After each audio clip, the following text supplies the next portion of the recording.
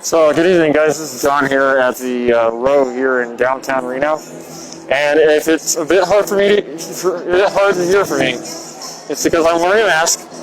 But I'm at the row this evening at a Republican Party watch party, where right now we're just watching the party faithful come together to watch the turns. So the polls in Washoe County have closed for about an hour and a half now, or almost an hour and a half. And they're being counted and have been counted for nearly the last couple of weeks. Right now, we're just in the process of watching the results and the answers. On the screens behind you, there are some reports of some wins and flips across the country tonight. But I'll start at home.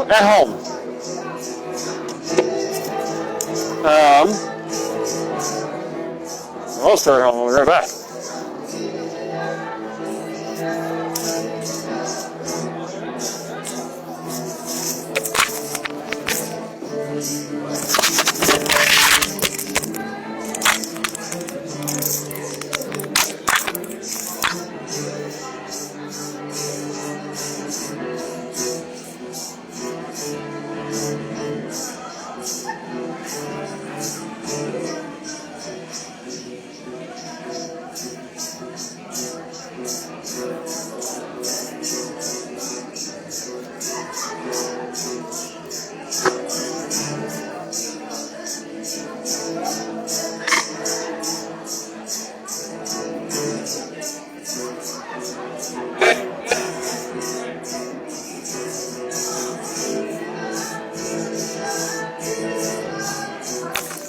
Right now, I'll start the wins. So I'll start this.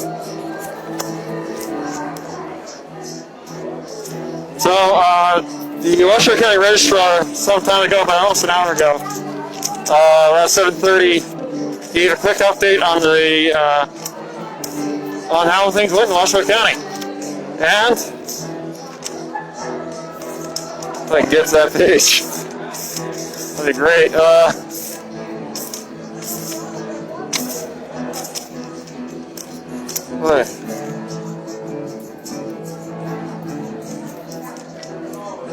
Okay, yeah.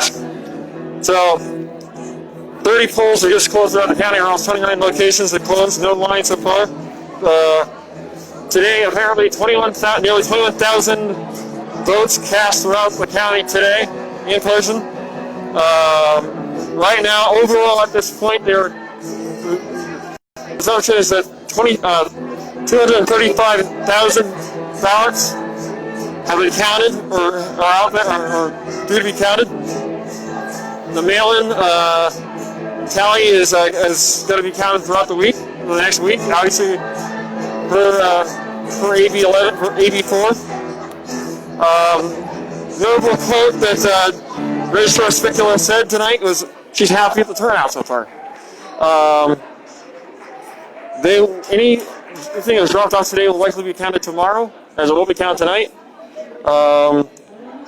And this is the most important point of the night to let everyone be aware of, especially in Nevada. So unofficial results, and this is true of Washoe, Story, Clark, Carson, Douglas, Elko County. No matter where you go in the state of Nevada tonight, no county can release their results until the last poll location has closed. And that information is reported straight to the Secretary of State's office. And the Secretary of State's office gives the okay back to the registrars to go, yes, you may release your unofficial results. So in other words, we will not get early results until that has been communicated.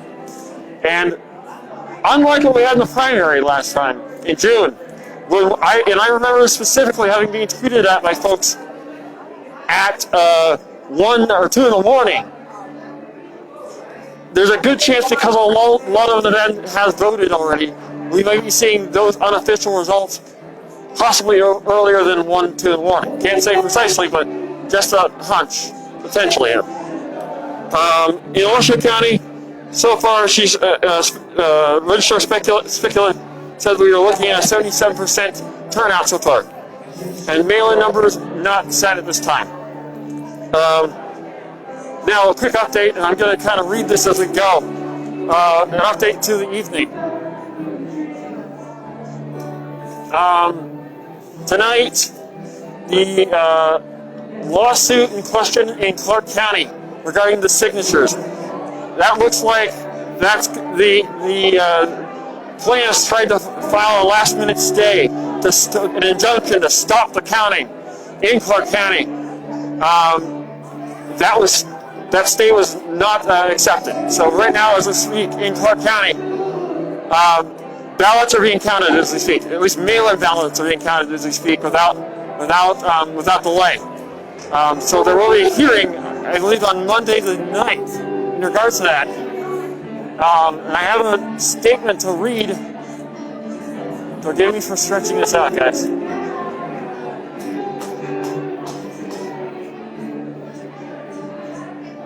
This is live, my best attempt at doing this live. So, the stake, the announcement came out around 2, 3 in the afternoon about the intent to appeal the ruling earlier this week. The counter announcement came out later this evening, and then about an hour ago, Nevada Attorney General Aaron issued this statement in reference to that response, which I'm waiting for that to load. And I'll read it to you. I'll read that to you as we speak.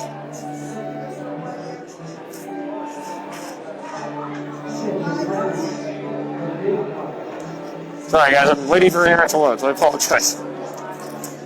The hazards of live television, well, not live television, live streaming, being encountered as we speak right now. And right now, the horse race going on behind me.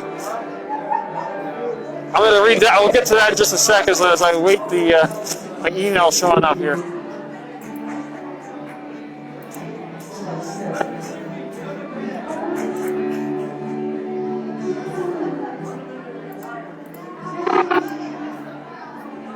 Oh, Lord. Okay.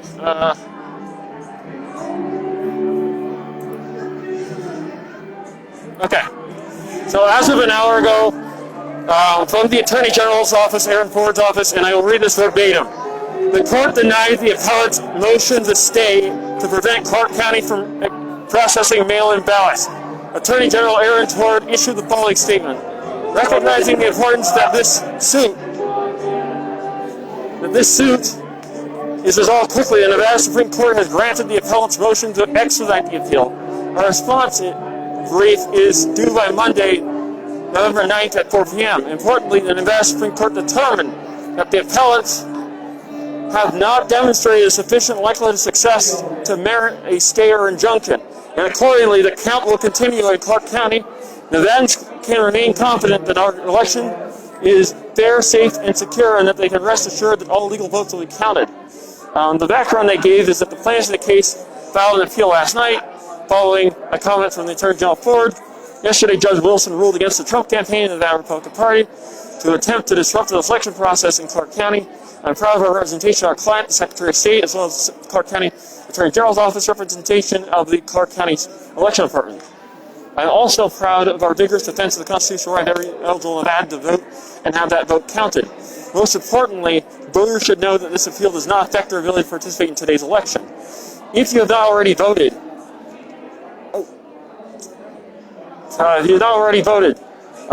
you must vote today and should do so either in person or dropping off your mail-in ballot. Today is the last day to have your voice heard, part of the release. Regardless of this or any future appeal attempts, it's the job of my office remains the same to protect your voice by protecting your right to vote. We'll do that. Do just that. In equal fairness, they're referring to this event.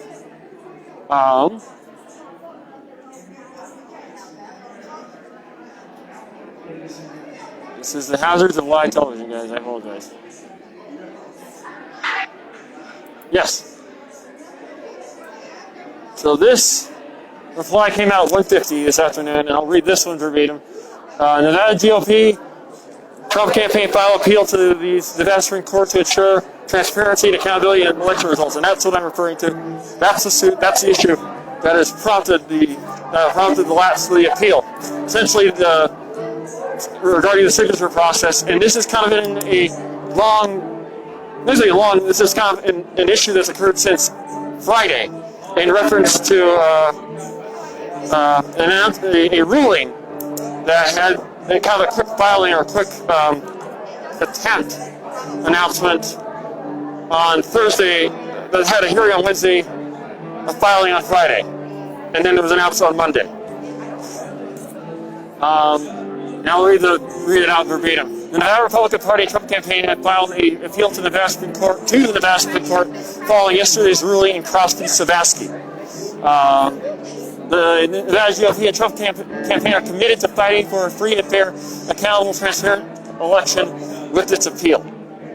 With ballots being found strewn about in the streets, and this is what's in the release, by the way, in southern Nevada and Clark County, low standard for its signature matching system, which is at issue, namely the campaign and council and the state party are contending that because the signature process has no human eyes, or they're not allowing physical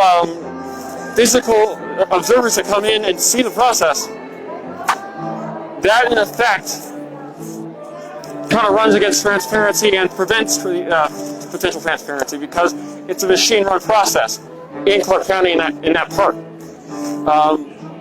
Just a point of information.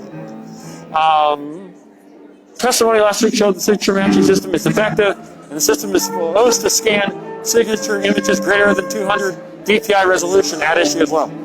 But Clark County is in scanning signature files lower than that with minimum manufacturer settings, casting doubt on whether the system reads any signatures accurately. I, during that press call, actually asked the question if this issue is an issue statewide, and apparently the plaintiffs, or at least the council and former Attorney General Waxel mentioned that it's specifically an issue to Clark County alone at this point. So, and hence why there were no other suits filed statewide. The release continues as voters in Las Vegas are already being disenfranchised, and voters in Las Vegas are already being disenfranchised as a result. Last night, 8 News Now reported, this at leaks to 8 News Now link, reported when a 79-year-old legally blind voter named Jill Stoke arrived to vote in person last week. She was told she had already voted by mail, and the signature was verified, having never received her mail ballot. Stoke was surely not the only voter that will be disenfranchised, and the appeal to the Nevada Supreme Court requests the ability to challenge mail ballots. And quote, "We cannot afford to have any more voters like Jill be disenfranchised by the process," said Nevada Republican Party Chairman Michael McDonald. The Nevada Republican Party and Trump campaign are committed to a free and fair election, which is why we are taking this fight to the Nevada Supreme Court. That's the appeal. That's the point. That's what the state is about. And so that being said, ballots are being counted right now in Clark County as we speak. End of story. So, as we stand, members of the crowd are coming into the room. Stations are turned on to different, mainly Fox, I guess, on these 4 screens. And as we continue, I'll go ahead and just read you kind of the range range of reports throughout the country on the election as we go. As they say, from national to local. So, first up, you can see the paper of record, the Washington Post. On their page right now has Joe Biden leading with 188 electoral votes and President Trump with 144 on their front page. And in the Senate right now, they're saying 42, and 42 Democrats have won so far. And I'm just going to pause here.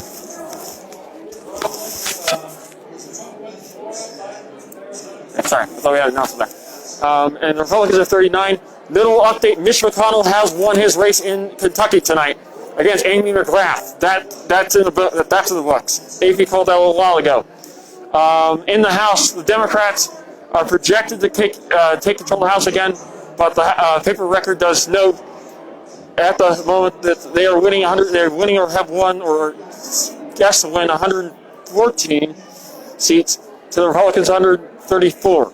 It takes 218 to win the House, and they were in the majority by at least I think a majority of 25 last time.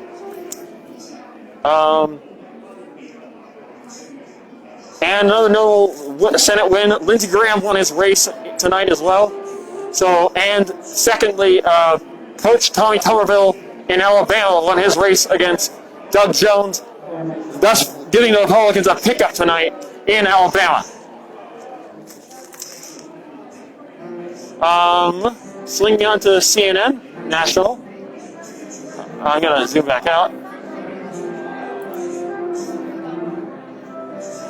CNN right now, on their account, I'm going to go and reload that real quick.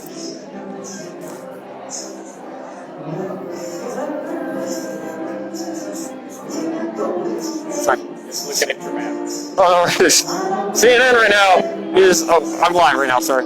Thanks. Sorry. You look, you can distance, you're fine. Sorry, hazards of live TV in an open space. You're seeing it now. Not TV, live streaming in open space. Anyhow, CNN right now saying Joe Biden at 49.9% with 54 million votes, 59.4 million votes, to the president's 53.5 million votes at 58.6%. On the map, no big states report on their map so far. They're calling. Although Colorado, another big state on the map, taken care of. And speaking of Colorado, former Governor John Hickenlooper has defeated Cory Gardner tonight. Republican Cory Gardner being one of the first Republicans defeated tonight in this election tonight. So there's that national point. And in Colorado, you could say blue shift in recent elections. And the crowd here apparently is Fox News is apparently calling Ohio. I'm going to go ahead and switch to that.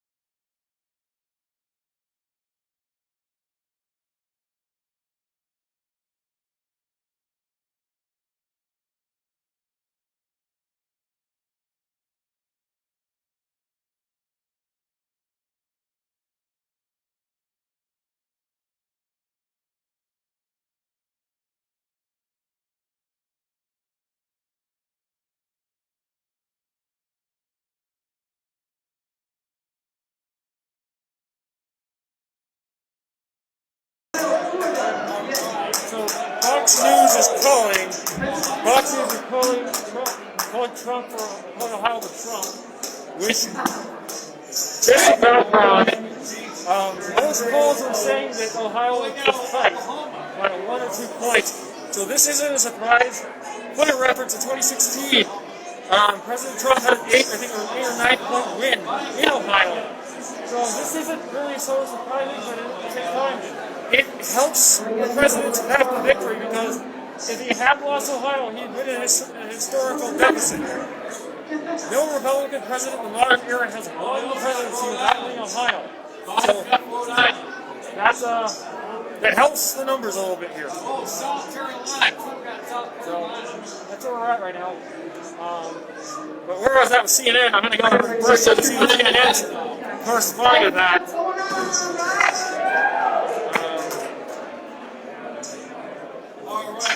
CNN is not corresponding with that. They're not corresponding that poll. So just some reference there. So I'm going to continue down the line and see what the AT is saying right now.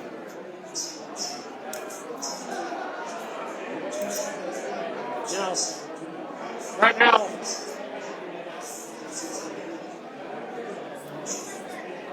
yeah, I'm going to continue kind of checking this out for you all right now. It's going to be a very, very, very close race. So the times of a record.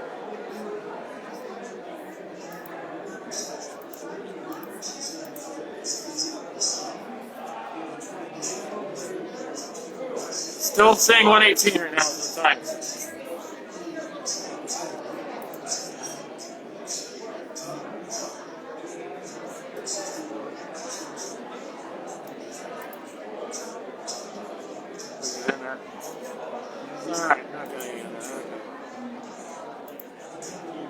So I'm going to go ahead and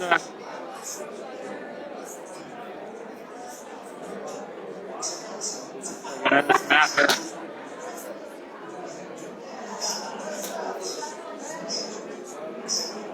Yeah, I'm doing this as live time, so I apologize, guys, but I'm not so responsive. I think I'm now in Minnesota right now. And this is not surprising. I was at CPAC talking to Mr. I'm trying to remember what's his last name. I always do this. Mr. Pillow, who was the chair of the Minnesota campaign, and they felt really confident about Minnesota, notably because Minnesota in the 2018 election was one of the rare places in the country Republicans had pickups, namely 2 pickups in the House. So Minnesota, if these numbers, I guess if the Fox team is not focused on Minnesota, demographically it looks good for this campaign, this effort, as well as down here in southeastern Michigan. I'm gonna just tell you guys what's in the background and try to get you more update on any changes, because I am looking to see who's more up to date right now. During COVID times here in my head, it was midnight last night. Kent County concluded his campaign. It was the same location 4 years prior where he did it as well. And right now, comfortably ahead 4 years ago. So he's running ahead right now. His margin in 2016 at 54.5% in Kent County. So you think about the rallies in the last day, Traverse City, Michigan, a ton of votes up there. Okay, so a little more massive fill now, a little bit there. This is a little refresh my memory. 47,000. So I'm gonna let you guys watch this for a sec. From 2016 to 2020, you're at 34,000 votes. So it's coming for Trump right now, in this part of Michigan. So it concludes his campaign by up here in Traverse City, hops over here in Wisconsin, took a no-show, which I showed you a short time ago. This is just a stunner. It's almost as if the people who were living there got up and moved over a period of 8 years, right? 2012, that was the result. This was the state of Wisconsin, that was the county in the town of Kenosha. In 2020, it's a very, very different story, a whole different makeup that we're looking at with his demographic. That's why he came back again. And just go back to Wayne County in Michigan there, and show us what that looks like.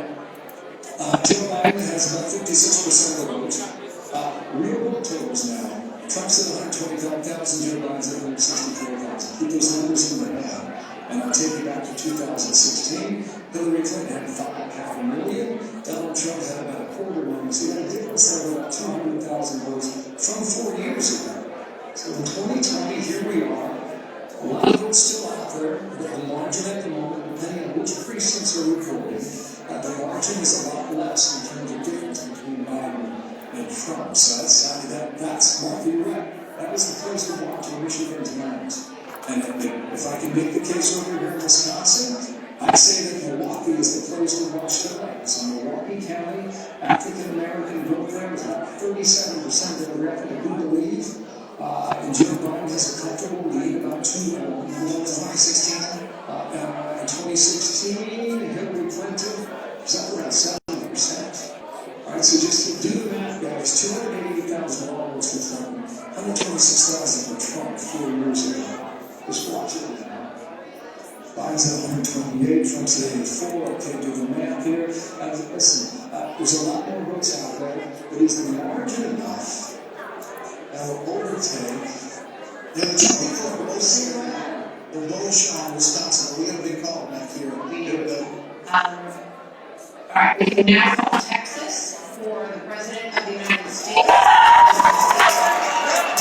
So right now, Marcus calls the Longhorn State.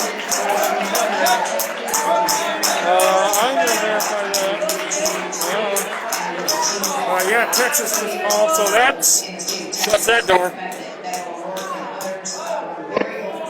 That the tide is changing in Texas. It has held once again. Well, it is changing. The electorate in Texas is changing. In fact, it was this close and it was this high. And then we're seeing the race to 270, 223 to 204 now with the big call of Texas in President Trump's column. As we hit the break here, we're seeing the Republican Senate. This is one Michigan we just talked about. We've been mentioning throughout the night about John James against the incumbent Gary Peters. Let's take a look at that board, maybe. And in that race, there you see John James holding a lead now, half of the precincts in. Let's check one more in the Senate races. Maine, Susan Collins at 52. Yeah!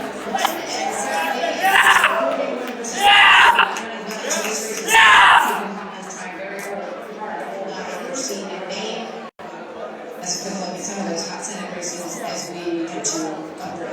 We're back.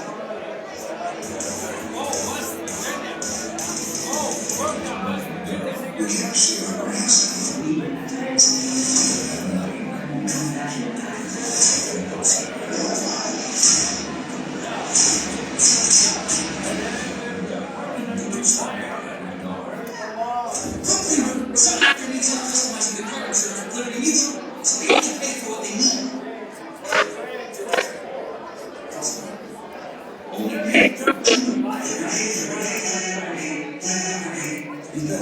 The best hedge is hard assets with low risk and high returns, including steady cash flow. The NRI bond dividend pays a 10% monthly distribution plus target returns to the fund manager. Our fund is growing growth with $1 billion in new construction development backing. The Fed has plummeted interest rates, so hedge against inflation will receive our free report. File for the Fed. Call 201-210-2727. It's an important time to save. With Priceline, you can get up to 60% off amazing hotels. And then get a big deal.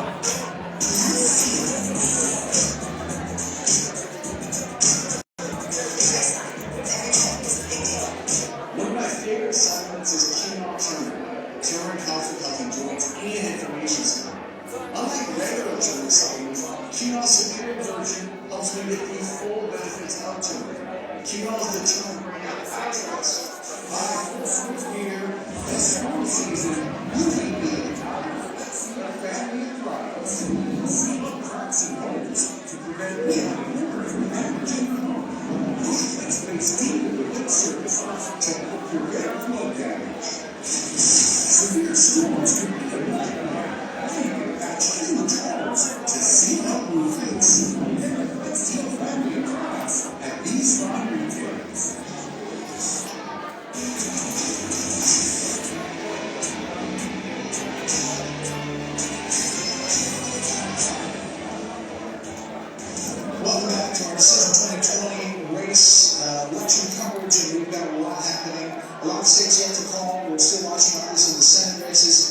back with our panel. Rick, what's the casino look like? Casino has, as we mentioned earlier, retreated a little bit from its view that Trump was the likely winner. Let me see if I can bring up the current numbers. So right now, For Trump now, it's peaks out around now, 78% for Trump. And is retreating now, 57. It's shifting around quite a bit. But remember where we started this election with Biden a prohibitive favorite in the betting line 65-35, so that's completely turned around. But I think that what we're seeing now is the fact that Trump still has to win a lot of places where it's by no means certain that he will win. With Wisconsin and Michigan and even North Carolina still out. It seems to me that people are becoming a little more sober in there. Well, you were talking about Michigan, and obviously we just talked about the spread. Right. And we also just showed John James, who's outperforming where anybody thought it was going to be, based on the vote that's there. Yeah, that's right. And he's another guy who was figuring out the problem is that we're looking at this. And in cycles past, we would always weigh late polls, exit polls, and all that sort of thing. After 2016, we've all become very suspicious of those things. So, we're waiting for more and more of the raw vote than we ever used to have to because we don't necessarily feel that we can trust the polling to guide us as to how to assess these races. So here we are, counting votes. And there's a lot of pushback. Yeah, let's take a look at Arizona and just put it up on the screen for everybody because there is a lot of sentiment out there that it should not be called yet, that there's more vote coming in. We just heard from Chris Starwell who said that he believes that they stand firm on that call. And I think it's only about 22% of the vote in Arizona at this point, and it shows there we go. It shows Joe Biden at 53% and the president at 45%, but there is by all accounts quite a bit of vote out there that is still limited. So But both the Senate race and the state of Colorado. yes. Right. Meanwhile, I actually have some news. Pennsylvania court has agreed to hold a hearing tomorrow on a GOP effort to invalidate some votes in Pennsylvania that were, quote, fixed or cured in legal jargon, where apparently these were mail-in ballots that had some problem and somehow they were altered to be counted. The GOP is making an effort to invalidate those counts. I'm also told that in Pennsylvania, a significant percentage of vote has yet to be counted in Delaware County, Allegheny County, Montgomery County, and Philadelphia County, which are all Democratic strongholds. So Pennsylvania, one, very much up for grabs. Two, you're going to see some lawsuits in Pennsylvania this season. And the Secretary of State. I kind of wanted to take a chance and probably do a pre-show a little bit. Through the night, they're working on 8-hour shifts, counting around the clock. It's nonstop. We're keeping in mind as we talk these lawsuits that what they're really mostly about is what state law, that is to say, the law passed by state legislators. And it says, I think they're taking this time to kind of switch off the screen and have talk about local races and some stuff in this neck of the woods. And I might do that here in the summer. I think right now, I'm kind of watching the feudal states. I guess Arizona is being thrown into question right now. Maricopa County, obviously, is always kind of a question. Is that the biggest center of the population center in Arizona? Namely Phoenix, the capital, state capital. The next one I was thinking, obviously, everyone's looking at as both those things have been done in this part of the country. We don't Texas or Republican map. Which is that every state, and by the Constitution, every state sets its own rules for elections.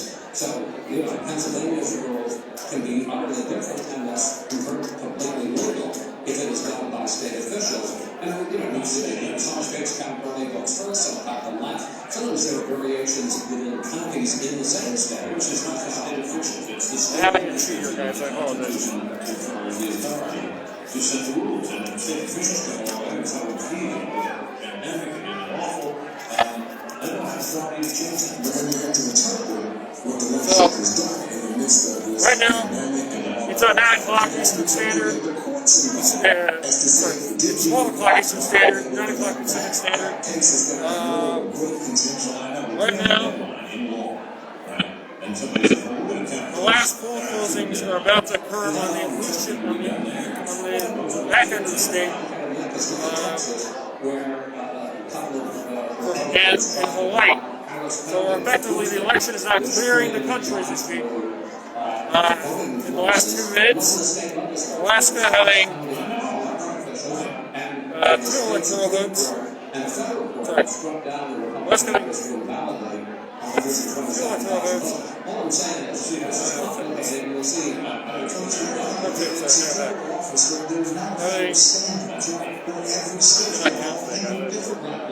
Three electoral votes.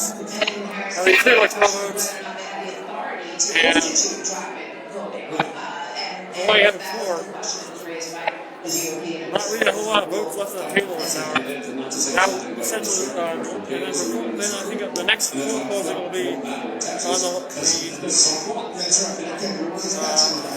last half of the state, the eastern half of the state, on the islands, and that's effectively closing the country out on the election part. And joining us once again right now, Tucker Carlson. Tucker, there has been pushback to our call for Arizona to be in the Biden column. Right now, for the most part, the country is closed out. I want to go ahead and reference that. And you just heard me where we're at. For Saturday on that. We're standing by that call as of this. Yeah, I mean, there's been a great deal of pushback from the president and the staff. The governor of Arizona apparently wanted 1 million ballots still to be counted. I'm not privy to the math. I think it's really a good time to go ahead and do some local review. The explanation for prescribable ballot decisions and things like that. I'm sure there's a reason for that. I don't know what it is. Speaking of states, their Fox is calling up Hawaii, so funny as I mentioned that. People are concerned. I think it was a factual matter that they claim that they are quoting now. Our pre-election polls were really, really good. Is that true? If that true, then the New York Times would have given Joe Biden a 70% chance of this morning of winning Florida. Some polls were good, a lot were bad. And I think the impulse, always for everybody, is self-justification, etc. But I mean, we should be honest about, and I'm not specifically talking about Fox News, but the media more broadly, we should be honest about the times that we were wrong. And some of these polls were wrong, and I think many of them probably were wrong for honest reasons, but wrong nonetheless. And that's a problem. That's misleading, and we should cop to it. One of the reasons that they may be wrong, Tucker, is something that we've talked about so much, which is this shot Trump vote, right? So you look at Florida, look at Ohio, look at Texas. You've got the president winning in those areas by roughly 4 or 5%, something in that ballpark. And every one of the polls that we looked at, even the ones that tried in recent days, had them in razor thin margins in all of those areas. So it raises that question. How much is the Trump shot Trump, right? Is it just people that they're talking to? It's not talking right people. I think you're absolutely right. And the basic question that raises is this a free country? If you are afraid to express a legitimate political view in public, if you believe you could be fired for it, or banned from polite society for it, is it a free society? The answer, of course, is no, it's not. And that's a betrayal of the basic promise of America. I don't understand this. And by the way, if this were happening to Joe Biden voters, who I don't vote for, I would say the same thing. You don't want to live in a country where you don't feel free to tell others who you're voting for, especially as a major party candidate. So that's a huge dysfunction at the center of our society. In fact, that we just accept it as normal, I think says something bad about us. And we really should, no matter who it is tonight, work to make this a free country. Can I say something really quick? Yeah. I just think we should pay attention to the realignment underway. Again, this is separate in the state for the ultimate point of the race. There's a county in Texas, Reno Nevada, Texas, but Stark County, Texas, which is right at the bottom of South Texas on the Mexican border. It's one of the poorest counties in the country, I think, with 3 or 4. The per capita income is $7 grand a year. It is the most Hispanic county in the United States, 96%. So 4 years ago, Hillary Clinton won this county.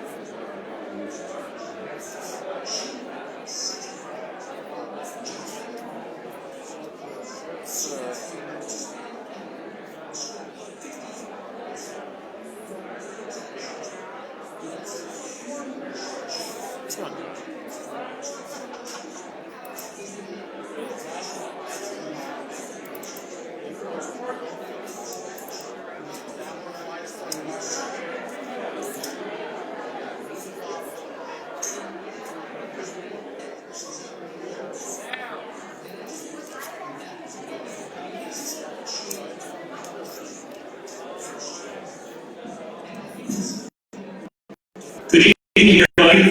Whoa, this is hot. I'm going to wander down here. Just going to stay up on the podium. My name is Jim Neal, and I'm the vice chair of the Nevada Republican Party. Thank you. I'd like to welcome everybody here this evening. Where the speakers go? We've heard the speakers, John. Oh, so I do have to stay back here, huh? All right, I'll stay back here. It's just that everybody chose over there, you know? Okay. Just wanted to say I did find a lucky penny on the floor. So the trends are our way. The lucky penny is telling us we're going to go the way we want to go tonight.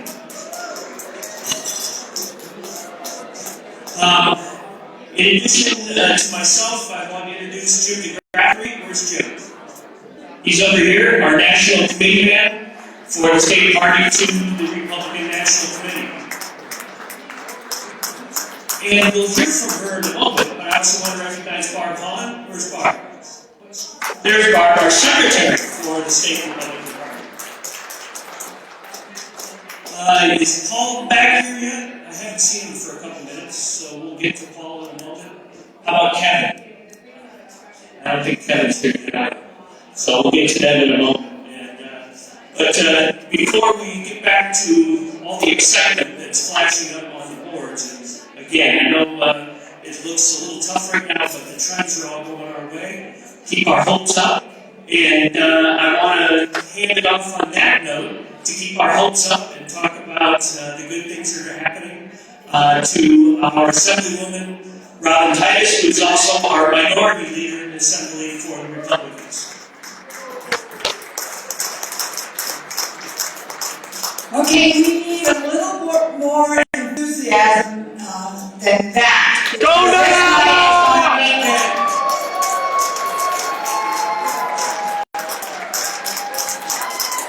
We are here. I was so proud to be one of the co-chairs for Trump's re-election campaign in the state of Nevada that I am honored to be here tonight to have this all come to fruition. So thank you all for working hard. Thank you all for the passion. Thank you all for helping us save Nevada and the United States. So thank you for being here.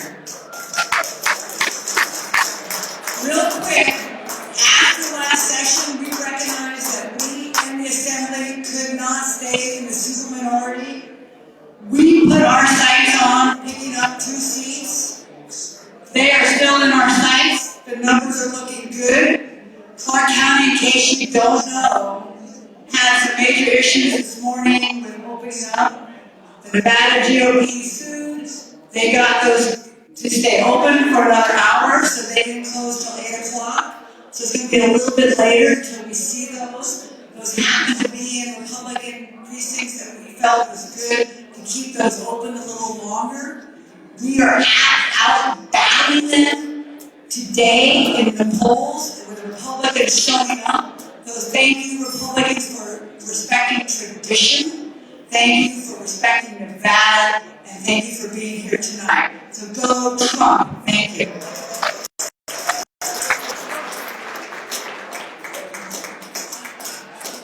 All right, thanks, Robin. We're looking for good things in the Assembly. We're looking for good things in the Senate. We're going to take back some seats in our state Senate as well. We're not going to see any more sessions like we saw these last 2 times around. And so let's hear next from our Assemblywoman from District 31, Jill Dickman.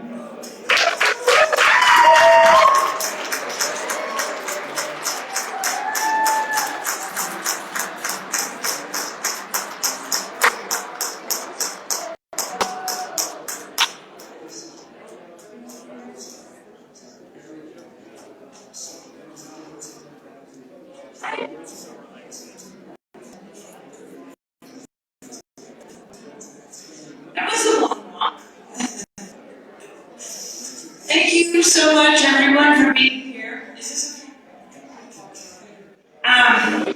It's got to be an exciting night. We have to win this, right?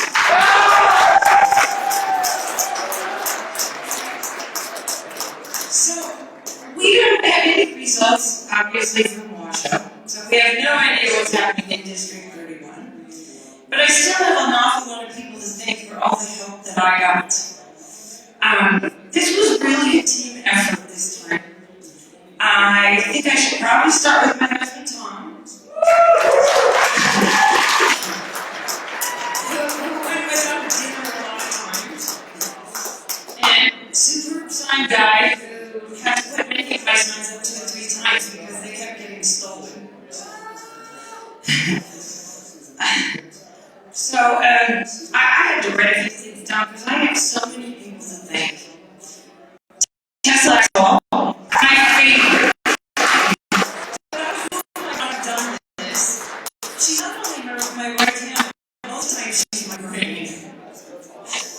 You know, I'm talking on the phone and it's by my ear and I love Tom Voice!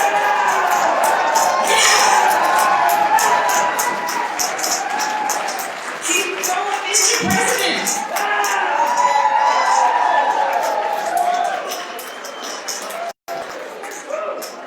Anyway, Tesla has been more than my right hand. Most of the time, she's my brain.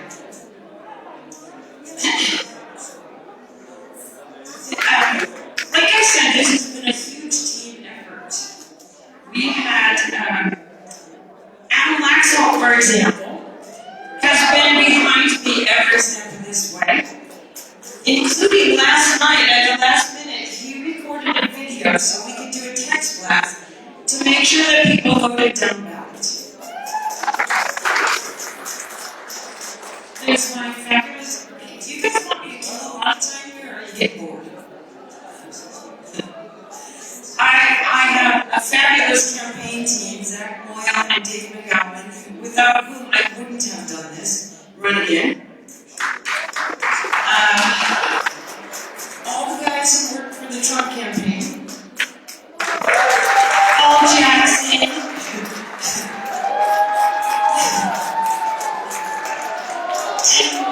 Many of those guys were knocking doors in District 31 on a regular basis. We have the Assembly Republican Caucus. Robin. They helped me guys financially. They made phone calls, and they were just very supportive. But one group I really want to thank is law enforcement. The law enforcement community has been so supportive of me, endorsed me. They support me because they know I support them.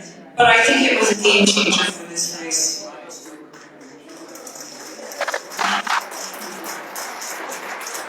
To all the volunteers and everyone who worked on my campaign, and those are the ones I have a long list here. Melissa Clemens, knocked doors for me constantly. Susan. Yes! I heard she had thank goodness. So, Susan, where are you? Susan, are you still here?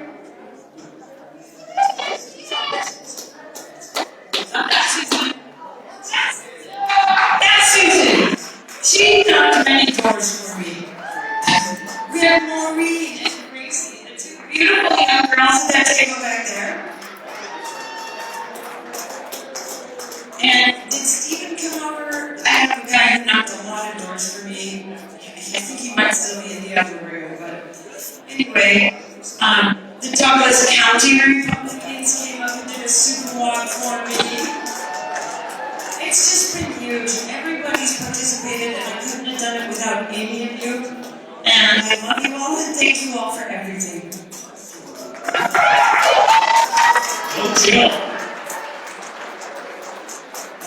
Before I introduce the next speaker, I want 2 people to stand up. Mr. Jackson, Janet Freshus. Janet is the president of the Nevada Federation of Republican Women. And Paul, of course, with the campaign, were instrumental in working with me to get this all set up. Paul really the man that set the logistics. As you know, this is a joint, both rooms were a joint collaboration between the Nevada Republican Party, the Nevada Federation of Republican Women, and the Trump Victory Campaign. So when you see a volunteer or a staffer for Trump Victory, thank them for having us all here. Next up, I want to call PART1, candidate for state assembly. Where'd Barb go? Is she calling me? There's Barb.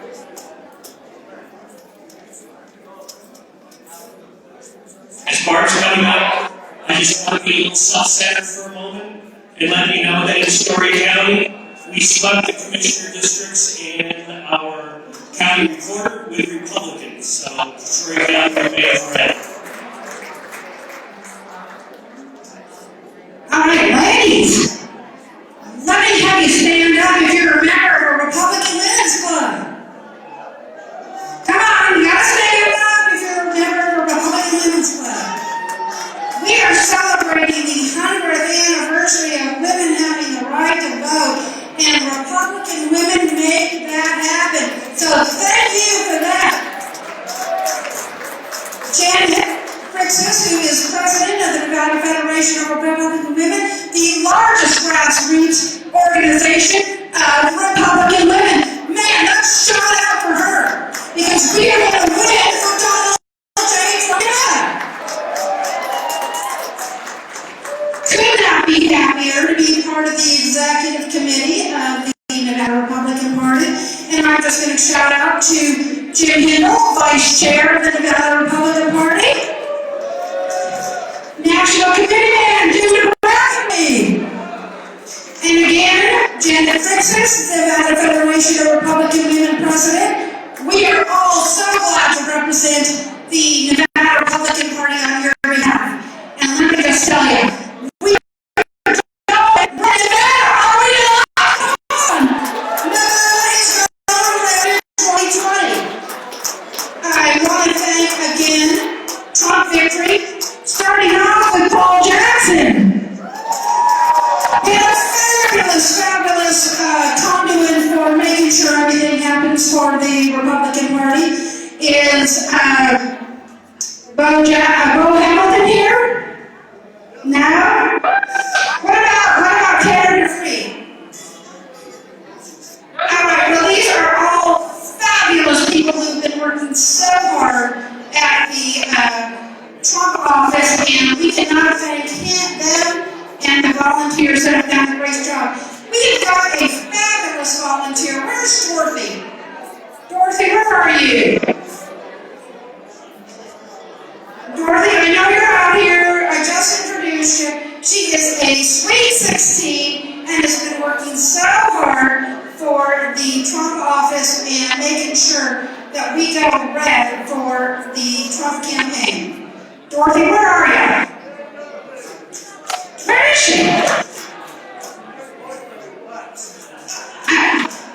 Well, all right, with that being said, I'm just going to have to say I am so happy to make sure that we have the opportunity to re-elect the President, Donald J. Trump, for President from the state of Nevada. Is that not the best thing we can do tonight? Ladies and gentlemen, that is a great thing. I am so honored to have been on a Republican slate with such fine candidates like Jill Dickman from Assembly District 31, and thankful so much for the support that came from our minority leader, Dr. Robin Titus. Cannot tell you how much we appreciate all the support that came from the Republican Assembly Caucus. They did a great job of making sure that we were well supported by the caucus. All good. And I just want to tell you, oh, there she is! Oh my gosh, here's the volunteer from, look at this girl. This is the next person we need to be watching out for. Dorothy is going to rock Washoe County. And ladies and gentlemen, I am proud to have been able to know her and that she worked on our campaign. So let's give Dorothy a round of applause. She's fabulous. We've got to absolutely say that if we do not enable our younger Republicans to have a voice, then we're missing the boat. and Dorothy is that vote. So thank you, Dorothy. And I just cannot tell you how happy I am to have been here tonight and shared this experience with you, because what's going to happen here tonight is that we are going to get 4 more years for Donald J. Trump tonight. 4 more years.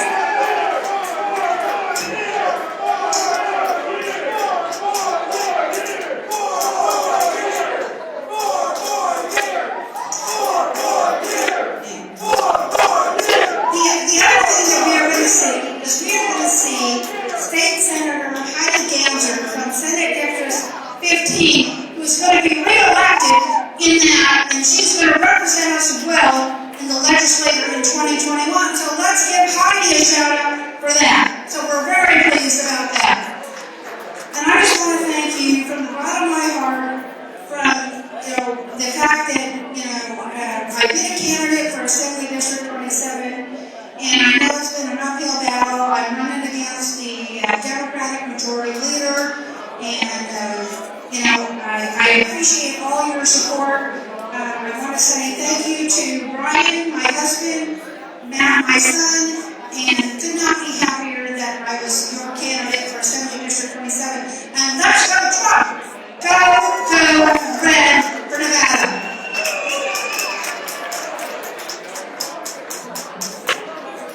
Okay, I have to bother you guys one more time because there's a couple of people I did not thank. And it's not because I forgot them, it was because I wasn't sure if I was allowed to. Because I got a really incredible endorsement from the Young Americans for Liberty. And they sent people to knock doors for me for over 2 months. And it's been incredible. So the 2 guys, Christian Nguyen and Warren Hoover, are pretty stand-up guys. They've been fabulous. They endorsed 2 candidates in Nevada, myself and Andy Matthews. They're amazing. So I couldn't do my thank yous without mentioning you. Thanks, guys. Hello, everybody. My name is Matthew Martinez, and I'm for Washington School Board Trustee, District B. How's everybody tonight? Everybody awake? Are we ready for victory? I think we can touch a couple of different spots here locally and nationally. Just real quick, I've got to come over here and I know he's talking, but this man right here, Paul. I met Paul, and I put him on the spot, right?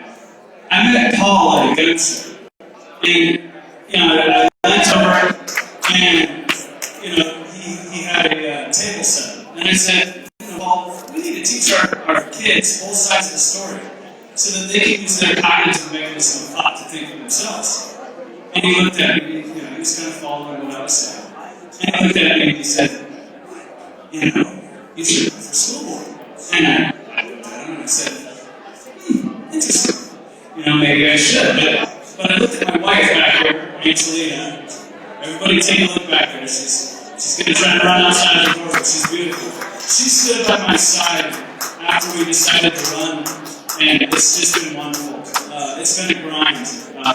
Anyone who ever runs, and I hope that a few people in this room will decide to run for some sort of office at some point in time, because, hey, we'll get behind you. People got behind me. I didn't know it was going to happen. By the grace of God, people like Paul got behind me, his group, youth, and I'm sorry, what's her name?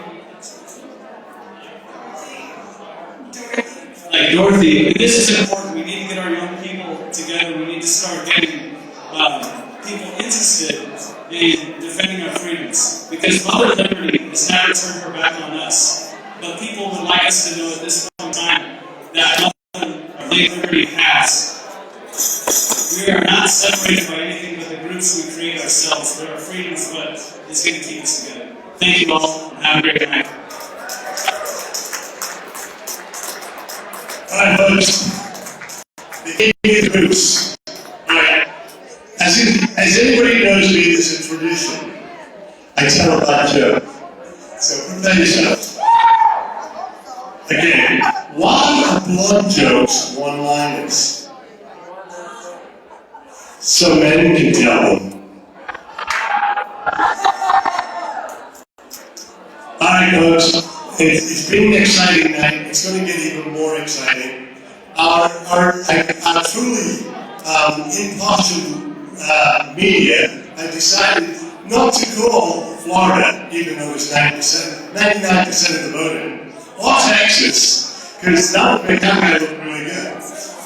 And they also forgot to count 1 million votes in Minnesota, which have not yet been counted. So count on that one flipping. So guys, we're in for a great night. Our president is going to win, and hope to God our assembly people are going to all win and do fabulous. And I got to tell you guys, the highlight of my life, and I'll forever be known as the guy that got Dorothy into politics. I would like to point out Casey, are you still back there? Where are you? Casey's one of our team volunteers, teams too. She was so good they gave her a job and started paying her. And I want to thank, I know there's some guys on the team here. I got to tell you, I have worked on a lot of campaigns. I'm really old, so I've done a lot of those. And contrary to popular belief, we didn't use slaves in my first campaign. But some of the young people I worked with this time around, I was incredibly impressed. Chase, where are you? There he is back there. That young man has knocked more doors and convinced more people to vote than anybody else I know. And where's Kendall? Kendall, stand up. Don't be shy. Go, Kendall. Go. She's over here. Yeah, she's hiding. And all the other guys, and I'll tell you, a lot of the people are still upstairs working because this isn't over for us. They're getting showers, they're coming back from the polls, they're still working, and then gradually we're coming in here. So when we see one of those people that work for the Trump campaign, I want you to shake their hands and say thank you. Because they worked so hard. Just to give you one little statistic, they surpassed the Democrats in voter registration. They moved that near 12,000 registrations. Think about that. That's the reason that we're going to have some great assembly people winning this time around, because they bust their asses then and kept on busting it. So I want you to give a big hand. I'm getting all excited, so I'm going to wait now. Oh, by the way, Julie, say hi. Julie had the worst job in the world. He was my intern. So I want everybody to be really nice to Julie, because nobody else was. Alright, thanks guys. This is the end of it. We're going to watch the results. We're going to watch our president win. And we're going to have a great night. Everybody drink up, get drunk, get happy, but don't drive home. Bye.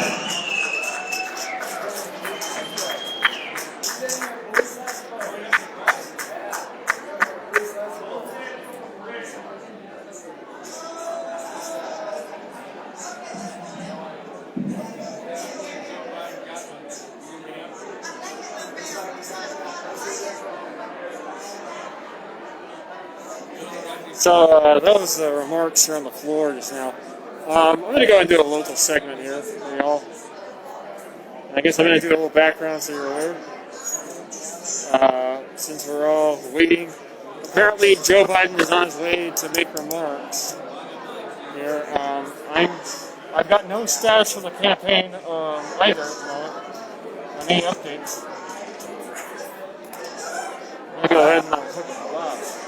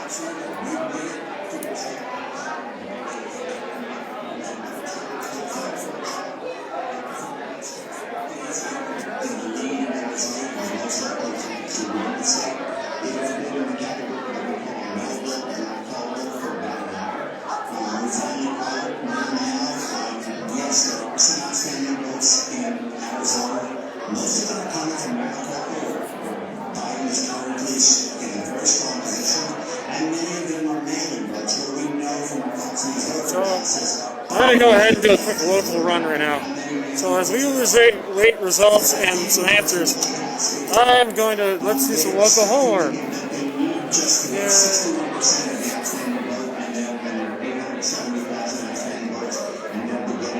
That's not true. The reality is that only 44% of the outstanding votes are there. You're right now sitting on a race that is... There you go. So I'm going to go ahead and just do this segment here real quick for y'all. So, as we're waiting the national results right now, I figured it'd be appropriate to go ahead and tell you what's at stake here locally. So, this is a major election year. At stake, it's a census year, redistricting, and it's potentially a political alignment possibly. We're down to the supermajority of the state assembly, and in the state senate, one seat shy of a supermajority. The Republicans' their number one goal has been, and as you can, and tonight, in relation to the candidates speaking tonight, was to stop the Democrats or take their supermajority away from them, and to second, re-elect Donald Trump and get Nevada's 6 electoral votes into the Republican column. Right now, we don't know what the status of that is. The races to watch tonight here in Washoe County, that I'm watching tonight. Nevada State Assembly, 80-31. Incumbent Skip Daly versus former Assemblywoman Jill Dickman, who just spoke a little while ago. Nevada State Senate, Senate District 15 versus first-term incumbent Heidi Seavers Gansert, and former House Assembly Minority Leader as well, and Democrat Wendy Harrigy Jackins, who's first-time candidate in the cycle. Then in the city of Reno City Council, all these seats, Wards 1, 3, 5, and the at-large seat. Ward 1, all incumbents facing re-election, and 3 of these incumbents are on their last re-election run. Jane Breckus in Ward 1 versus J.D. Draculich, realtor and businessman. Ward 3, health executive Oscar Delgado versus librarian Rudy Leon, first-time candidate. Ward 5, Leona Jordan, Councilwoman Jordan, works in town law firm, and city planner Darla Fink. And at the large seat, that's an interesting race.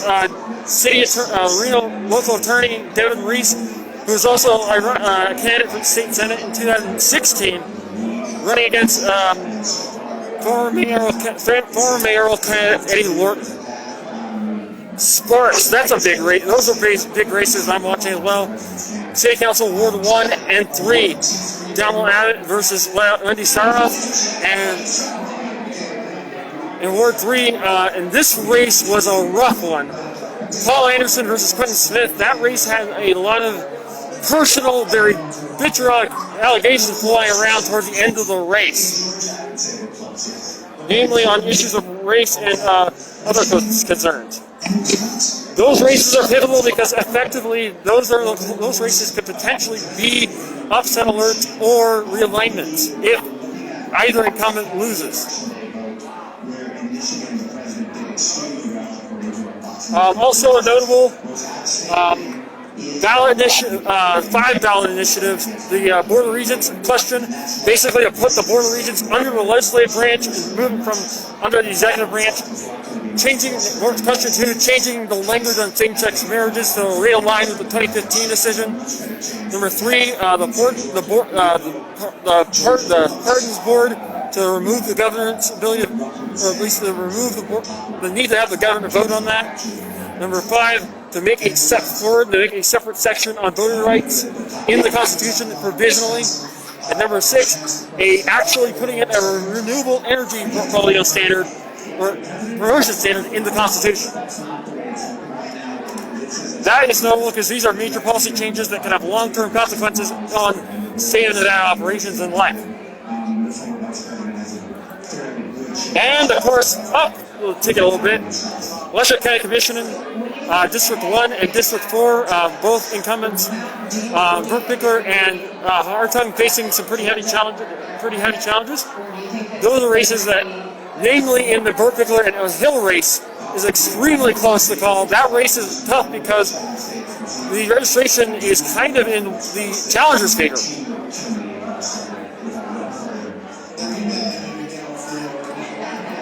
And school board races, these naturally got some attention because of some personal issues towards the end of the year. This one, this school board district trustee race, District A, is an interesting one. I'm going to go back here. 1 second, guys. I'm going to turn back here. Okay, never mind. I thought we had something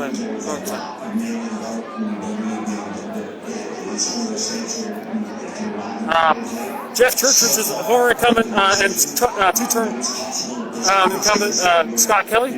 That race is interesting to watch because you've watched a bit of a political realignment in that election where others have endorsed Jeff Church as opposed to Scott Kelly. Scott Kelly was actually favored to win because he was the incumbent up until this Reno story came out about a month and a half ago about a kind of a messy personal circumstance, namely a divorce he's going through, that we our outlet published, and that may change the race against him a bit. District D is not really a race; it's more of a confirmation. Big Pen, who was primary outright with a 50% plus one majority, will likely tonight be confirmed as the trustee for District D, and District E. Matthew Mondelisi spoke some time ago, facing two-term incumbent and Dr. Angel Taylor. That race. Watch that race. That might either be called pretty early or could be close. Depends on a few registration numbers here. And then District G, that one's going to be a tough one because these are both candidates have very long and good resumes, and that could be a close one as well. And then last but not least, Fresh House. The top of the ticket for this neck of the woods, except for the presidency, because this year, no governor, no senator's race. Five-term incumbent Mark Allier is facing, for the first time in almost a decade, a female opponent in surprise Democrat candidate Patricia Ackerman, who surprised everybody in the Democratic Party field in the primary by upsetting Kurt Cobley, who was much expected to be the favorite in that race, as well as watch the number of votes with the IAP candidate Jenny Hansen, where that goes. So, if you're watching, tell me how you think it went. Tell me what you think. There. So, just I'll keep you all posted. But that's a little brief for tonight. I'll keep you posted. Former Vice President Biden is apparently referred to be giving remarks shortly. I am going to touch base with members of the campaign to see what is going on. But we'll keep you posted. To me, it's reminiscent of what we saw in the primaries. When states were not being involved in Iowa, right? And then we started to see people coming up on stage and giving sort of quasi-acceptance speeches that were acceptance speeches, but we feel really good about what happened tonight. And I think that's the path.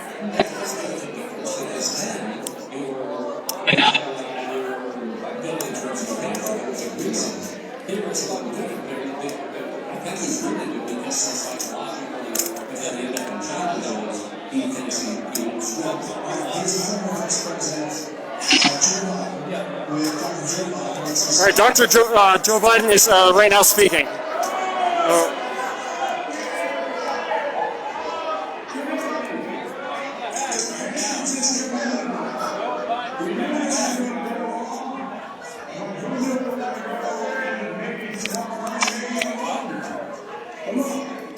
We feel good about where we are.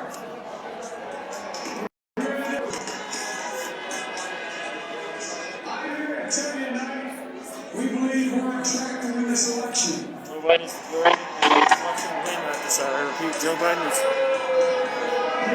Because of the unprecedented mail-in vote, it's going to take a while. We're going to have to be patient until the hard work until the vote is finished. And it's counting. Every ball is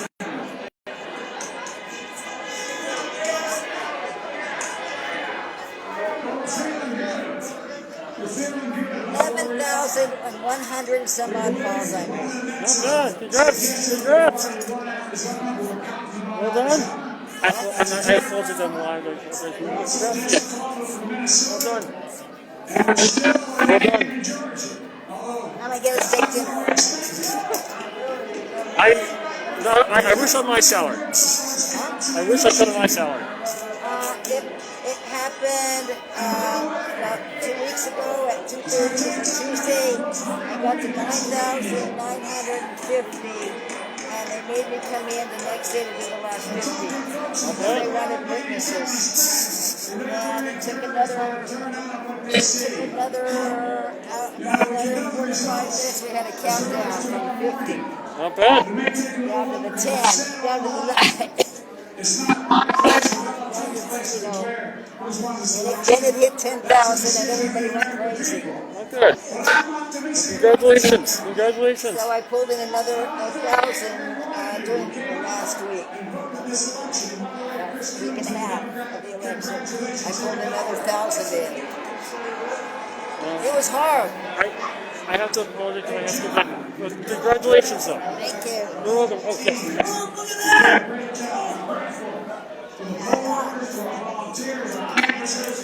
Everyone participated in this democratic process. I'm grateful to all my supporters here in Delaware all across the nation. Thank you. And folks, you heard me say it before. Every time I walk out of my grandpa's house on the Scranton, you yell, Joey, keep the faith. And my grandmama, she's not even know, Joey sprinted. Keep the faith, guys. We're going to win this. Thank you.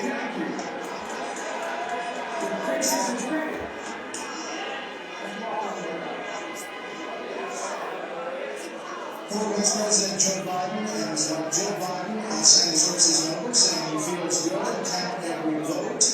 He said on the next call Arizona, that would be Fox News, call Arizona, and we do not retract that. We just have our Michigan on saying that they stand by that 100%. We heard it here live. So the former Vice President saying we believe we are on track to win this election. That's about as much as they said at this point, but he wanted to put forward a positive move for the evening and to assure everybody that was hanging there with him that he has a good feeling about the days to come. And Chris, we did establish that sort of lean forward posture tonight. Yes, and I thought the key on it was count every vote, because there's going to be pressure. You're already seeing it from the Trump campaign to invalidate some of these votes that were fixed or cured. You're going to see efforts to stop the vote counting at a certain point, or say that time come in, by election day, should they still be counted? Because we're going down now to counting individual votes. We're past any polls, we're past any voter analysis. This is going to come down to counting each vote in each county. And so I think that was the point he was trying to make, and that's the position that the Democrats are going to take as they enter these lawsuits and public pressure. Again, they felt that the court made a mistake in 2000 and didn't want to do the same thing in 2020. The president's weighed in on Twitter. We are up big, but they are trying to steal the election. We will never let them do it. Votes cannot be cast after the polls are closed. We do have a call that is, in Fox News Decision Desk can say that Montana will go into the call. President Trump 3 electoral votes, so it's related to those 2 seconds. These numbers, 237, 232. Trump is not going to make a mistake, so we'll see what it says. In Montana, he names the incumbent Republican Senator Trump, who's now up, and looks like he's going to win. So that looks like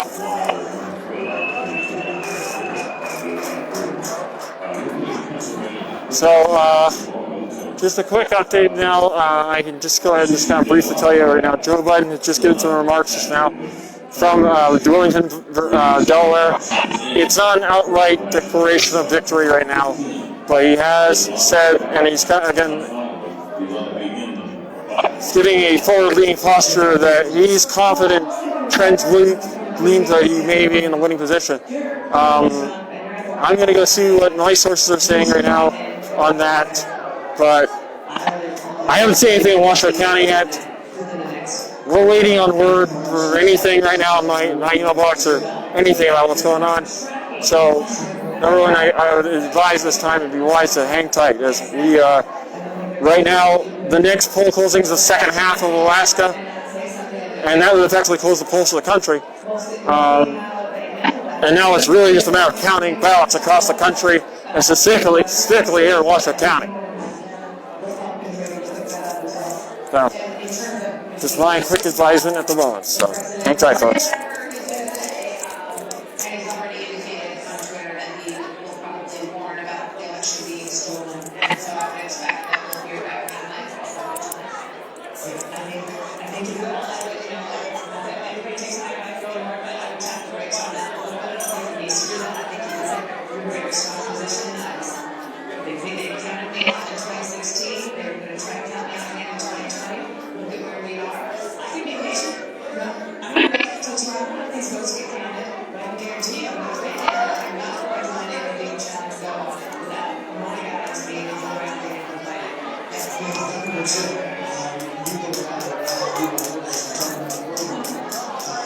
And the statement that was made and not conceding and pulling that back, your thoughts on the Biden statement and now the president giving over his time as well? You know, when you have your supporters, as we did at the War Memorial in Nashville, Tennessee, like we did with you, it was really inspiring. We knew that the results and the trigger automatically moved out. So, as we drove up to the War Memorial, I'll never forget Michael Murphy was back in the war room, and he called up to Michael Feldman, who went to Al Gore to say, step back. So it's important that I think that the Vice President made a good move in telling not just his supporters, but all Americans to be patient, that there's still a lot of votes that come in. We may not know the final results in several states until tomorrow. And now we're the president has said, here's the thing. The Vice President has picked up all the states so far that Hillary Clinton carried, and possibly one that Donald Trump carried. So it's important that he continues to convey that message to not just his supporters, but the American people. All right, let's come back to New York for a moment. Rick, what are you looking at?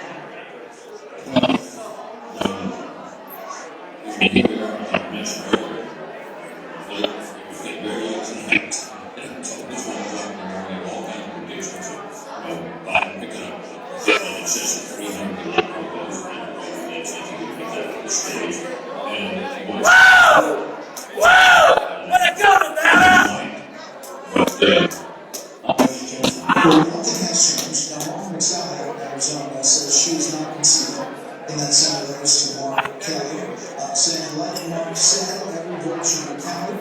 With 1 million votes to be counted and no election day results reported from Maricopa County, the decision-making call at this point is irresponsible.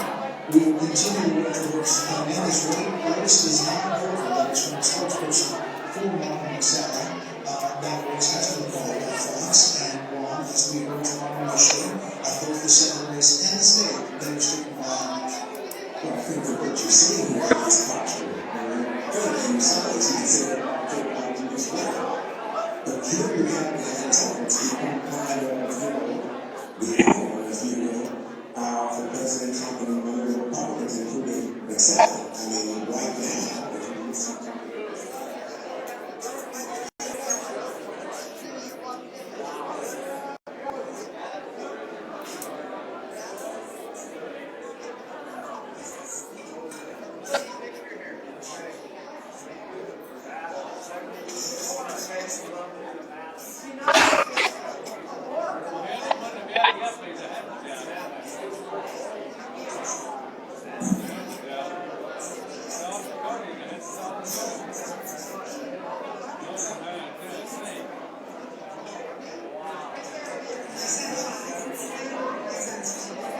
Ladies and gentlemen, can I just ask your attention one more time?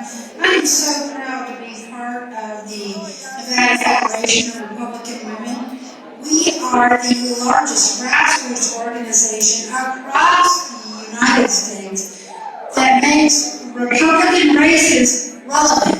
When a candidate is running, they know where do they go? They go to Republican women. And I just want to say thank you again to the president of the Nevada Federation of Republican Women, Janet Fritzes, our first vice president, Caroline Smith, our secretary, Kathy Doyle. And I just want to say, if you're not a part of the Federation, join the Republican Women's Club because they will keep you informed and let you know the best way to impact elections. So thank you, the Nevada Federation of Republican Women. And let me just again say thank you to our legislative chair, Yolanda Knapp, who is running in Klein Village. Oh my gosh, let me just tell you how phenomenal she has been. She has been a phenomenal legislative chair, and we could not be happier on behalf of what she's been doing for the Federation. So Yolanda, thank you so much.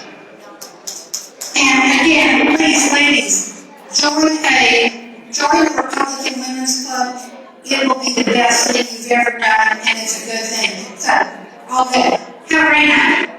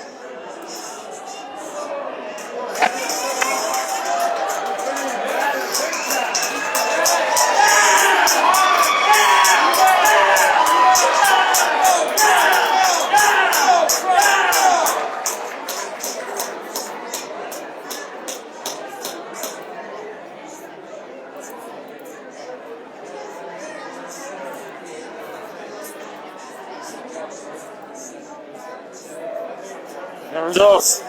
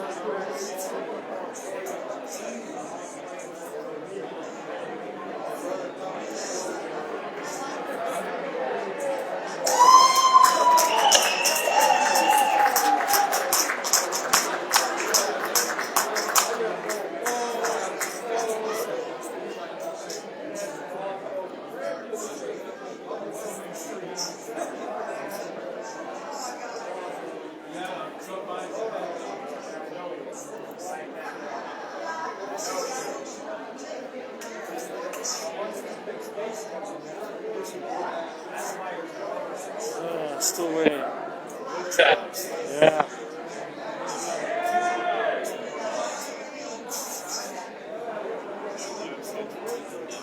I think my plan is I'm going to run over.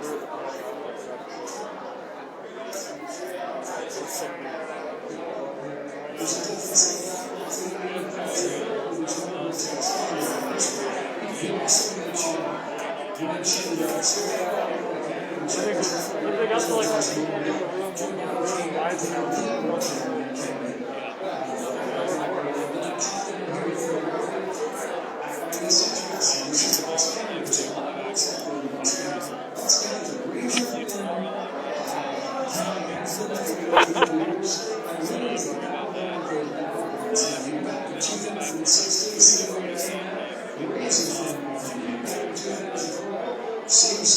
which I don't know what's worse. I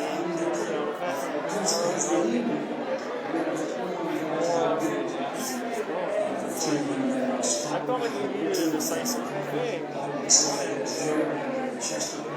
Clarity, unfortunately,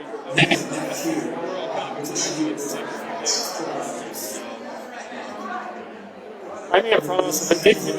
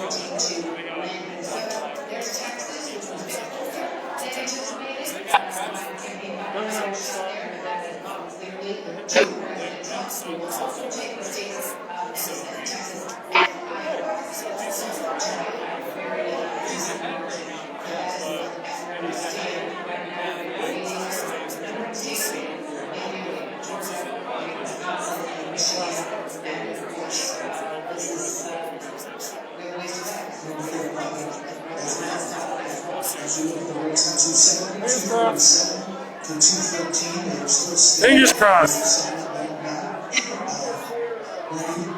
To bounce to be the winner. John Roberts is standing by with the Trump campaign reaction. As I said, he's going to speak tonight, and obviously we've seen the tweets of it. And he is, he tweeted it a short time ago, says that we're making a statement tonight, a big win, to which Joe Biden, who's not on his non-live place, or President Trump's place to declare a winner. It was the voters' place to do that. The president also tweeted something, and already Twitter has slapped a disclaimer on. It said, last week, a disclaimer and said, we are outbidding, but they are trying to steal the election. We will never let them do it. Once now, we can't stand to vote for closed. Twitter saying someone will contact share his tweet is disputed, and then he gets leaving about the election and the civil process. So, the lawful members are going to also even at 1 o'clock in the morning, it's over on the West Coast, we should point out. No idea when President Trump is going to come down to speak to the prophets gathered here in the Eastern and the White House. It could be in a minute now, it may not be until perhaps Georgia is full. If we do manage to call Georgia, there's just going to be more time. Again, there are Michigan came down and still have to see the call from Arizona, the Trump campaign, still disputing, insisting that it's all out there, potentially put President Trump over the top. And they're not there, and they just believe that it's too early to say that they're going to check it there. But then when you get to the other states, obviously they're feeling very good about the wins that they had in the state of Ohio. They love the fact that they won Iowa again. Some of that might have to do with the sort of relationship effect of Biden's comments about Ukraine fracking, because don't forget, just about every gallon of gas that is produced in this country, 10% of So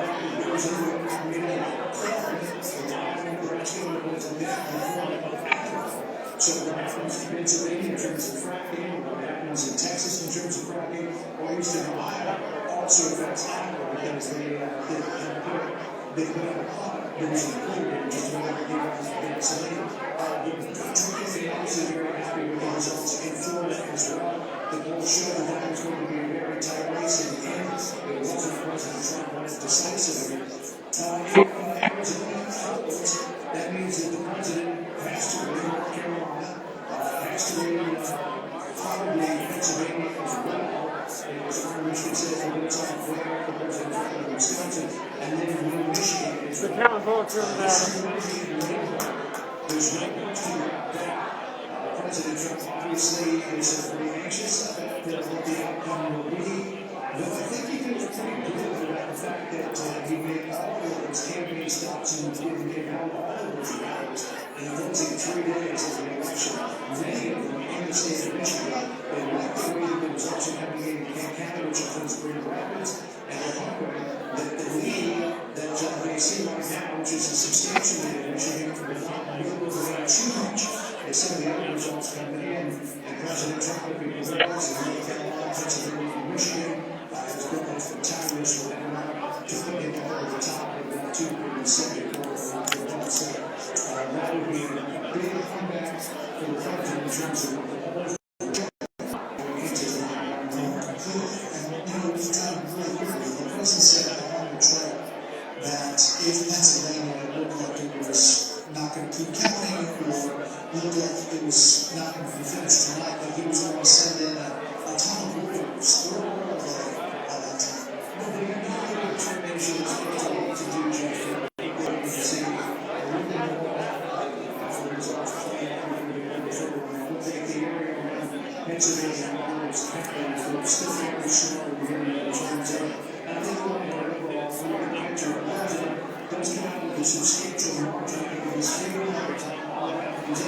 The idea of potential challenge to the votes but it looks like it's getting pretty close. And I think it's probably pretty close to a certainty if they will start a real challenge. Votes that have been back at 8 o'clock in Pennsylvania, even though they vote now, they are also segregated from the other areas. So the votes can be challenged by the poll in court. At the moment, I think the jury still wants to worry about the So guys, 10 o'clock update. So here's where we're at right now this hour.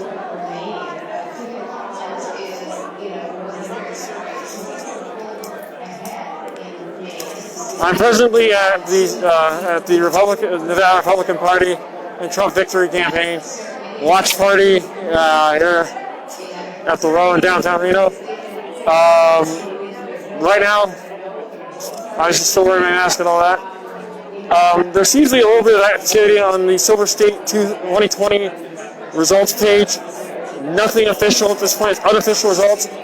From what I can tell from the Secretary of State's office right now, numbers from Churchill County and Store and Lyon are coming in as we speak. The numbers they have right now for the presidential numbers are standing right now. With about, you could say about 31,000, 32,000 votes tallied. Right now, Donald Trump's in the lead with 24,552 votes here in Nevada, and Biden in the lead, Biden in second with 9,659 votes at the moment from the Secretary of State's office. Unofficial, obviously numbers are still coming in. I'm going to read from this. I'm trying to get confirmation if this means there's no other poll locations in Nevada open at this hour.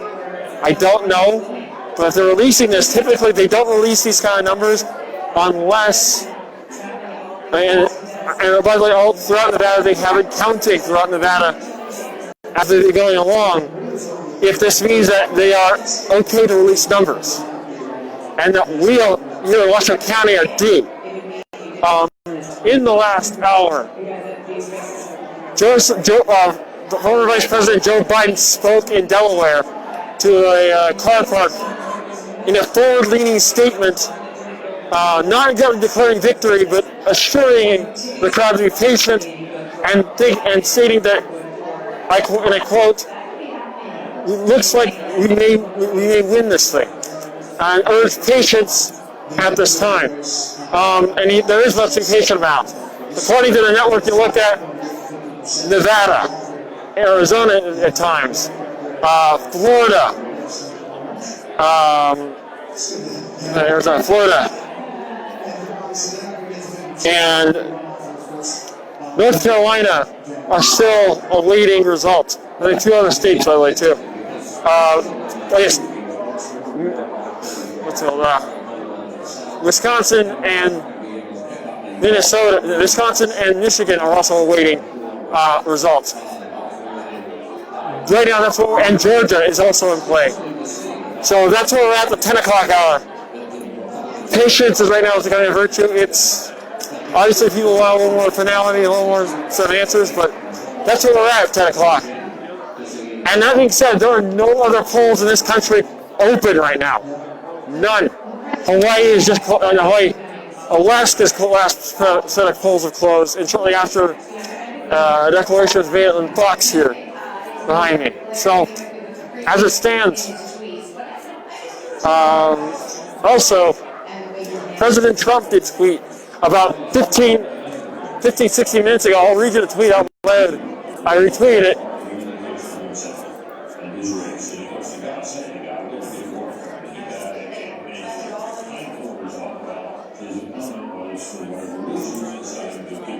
So,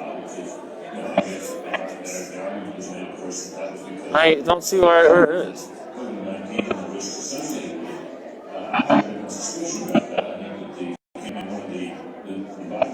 Yeah, I guess I don't see it. It didn't go out. I apologize. So, yeah, I'll quote this. We are up big, but they are trying to steal this election. We will never let them do it. Votes cannot be cast after the polls are closed. That was just tweeted at about 9:49 p.m. Pacific Standard Time, about 20 minutes ago. So, just a heads up. We're starting to issue numbers. I guess I'm hearing from the AP that numbers are coming out here in Washoe. I will let you know here. Yeah, okay, Washoe. We have numbers in Washoe. Right now, federal race, I can read you right now.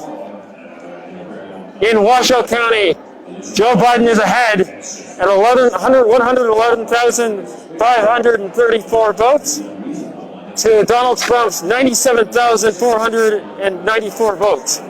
At this hour here, with an unofficial tally here in Washoe County.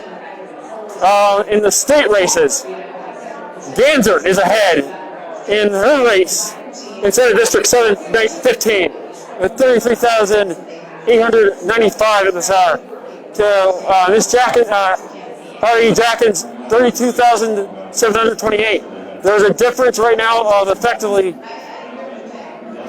under 2,000 in that race. Senate District 31. Right now, Joe Dickman is ahead, 16,190 to Skip Daly's 15,869. That's at this hour. Assembly 32. Hanson ahead, 10,023 to Paul Elias' 47,99.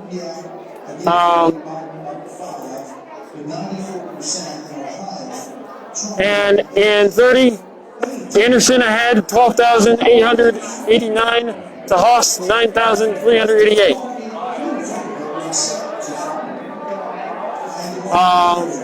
And Sarah Fears, it looks like it's on her way to re-election.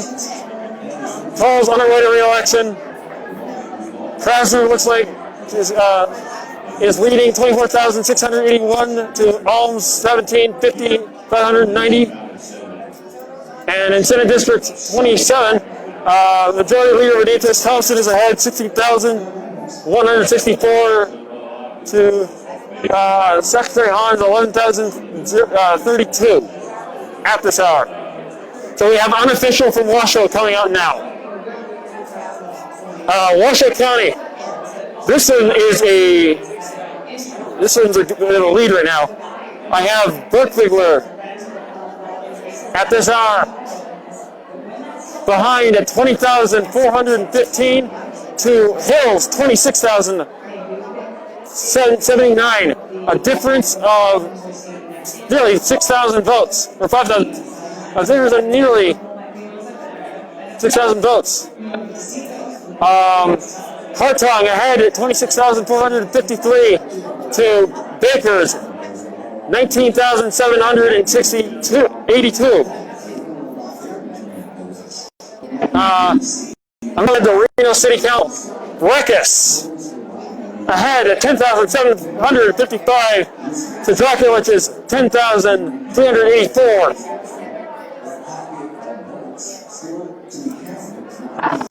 Ahead 7,822 to Leon's 4,749.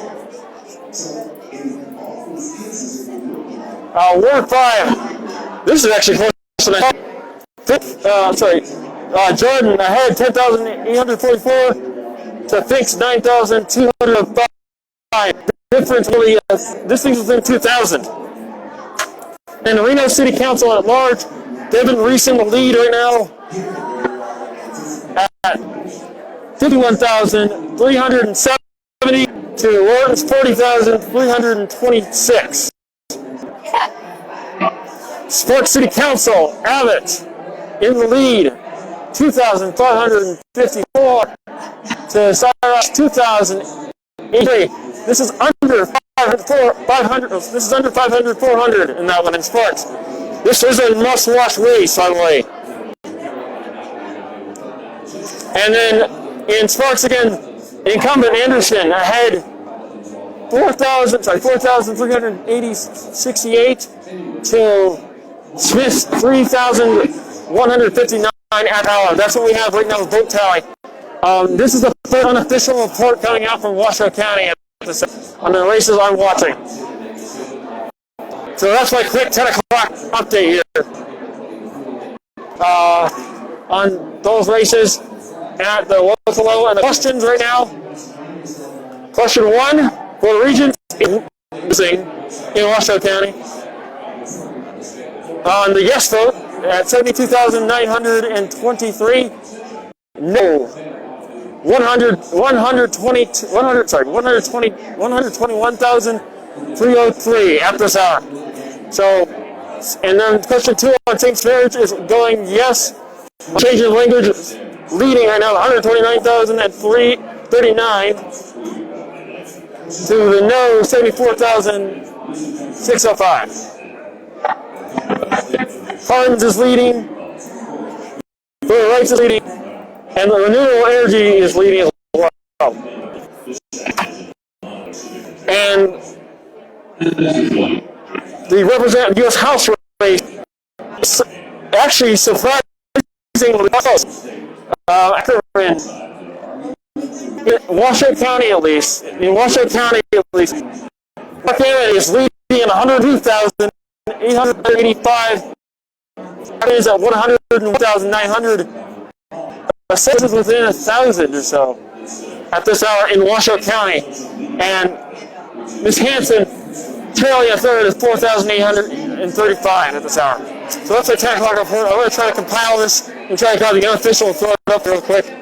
That's where we're at here at Washoe at the Republican Party here at the road in downtown at this hour. We have a call right here. The Constitution decision is now called that former Vice President Joe Biden will win the Nebraska 2nd District. Nebraska we called. So Nebraska's 2nd District being called by Fox right now.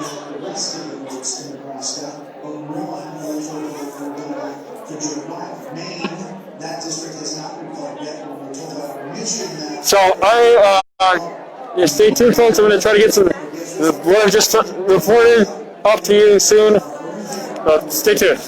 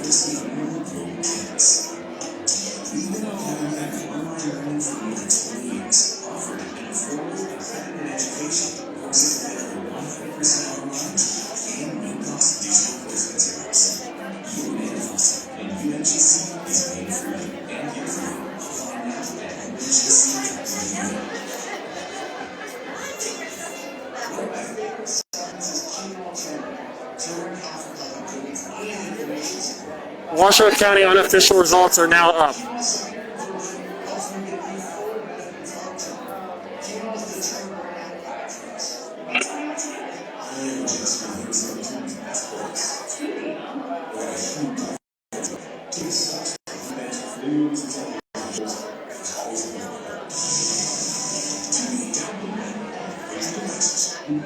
The best end is hard assets with low risk and high returns, including steady cash flow. Unlimited pays a 10% monthly distribution plus targeted returns of 21%. Our fund is below growth with $1 billion in new construction on the back. The Fed is lower interest rates, so educate inflation and receive our free reward. Flow to the Fed. Call 201-210-2727.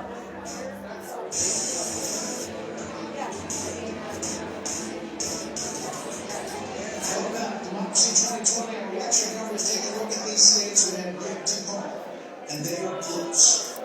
We've got Pennsylvania, Georgia, North Carolina.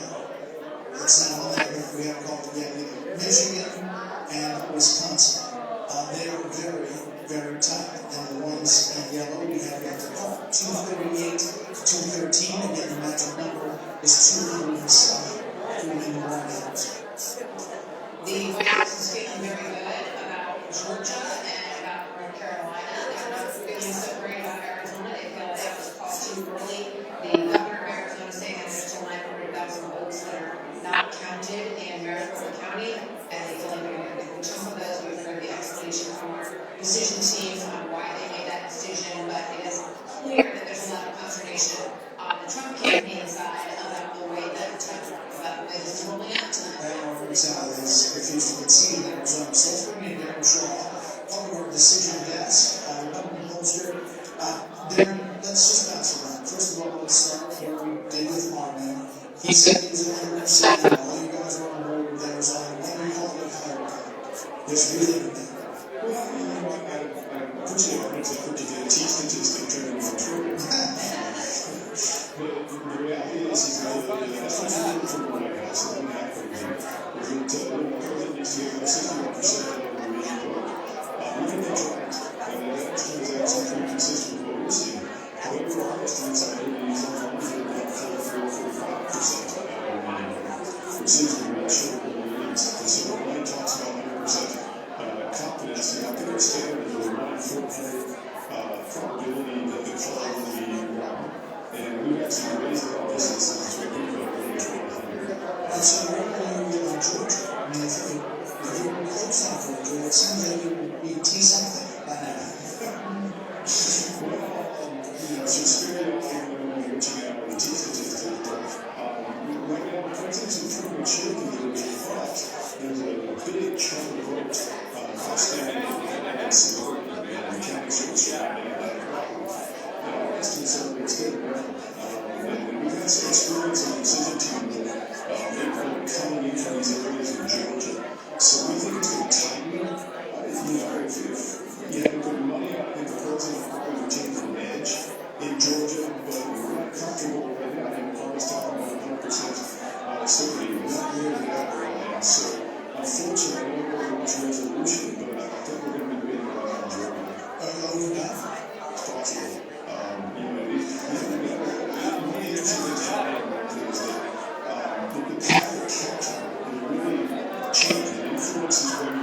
seeing reports of what we're seeing from the decision desk point of view. And the fact that in the different states, we're sort of expecting trucks to come in that will put and sometimes they didn't, sometimes, instead they release the election data and that was skewed for Trump. And so we're dealing with that, something in Virginia where, for 50%, 60% of the president was actually ahead.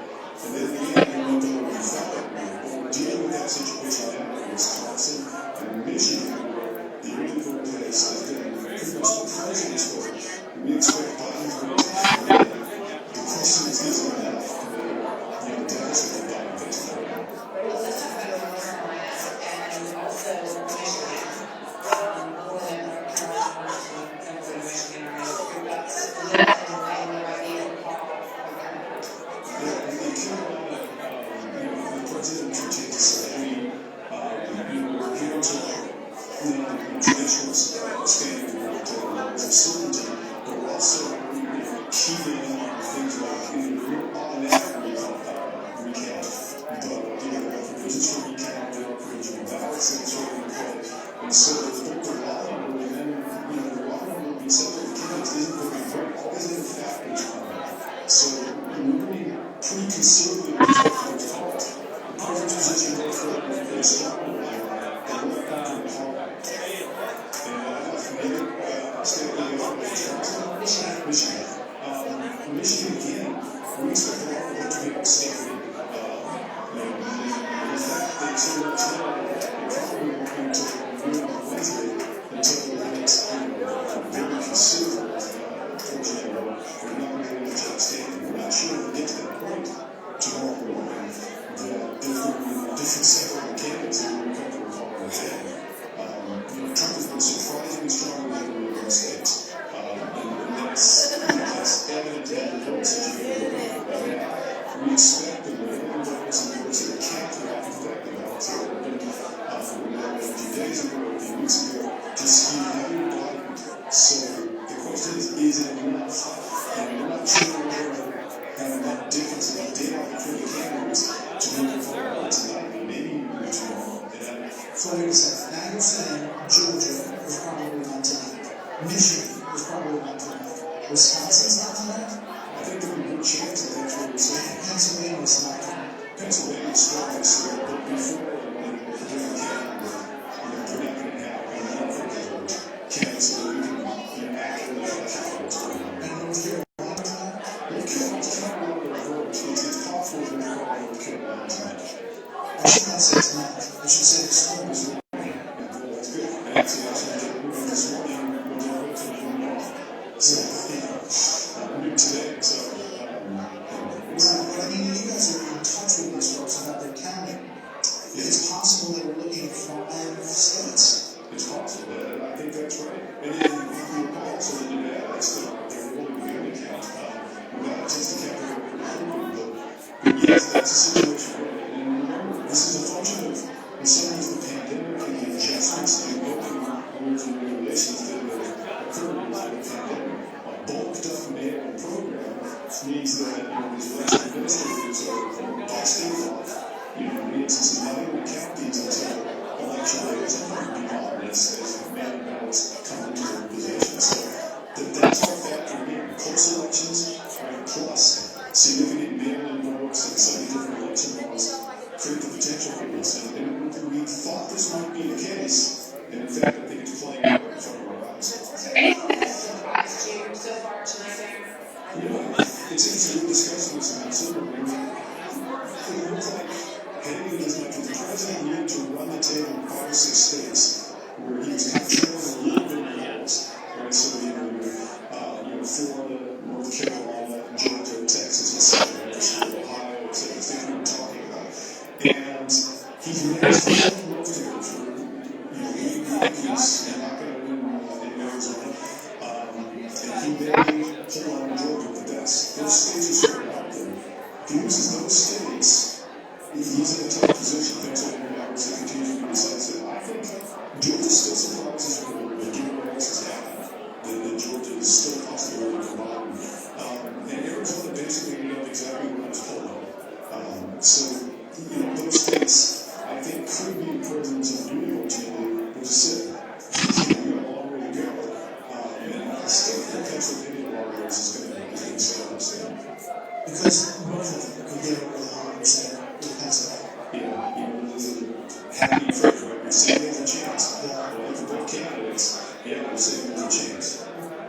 Sean, we appreciate your time.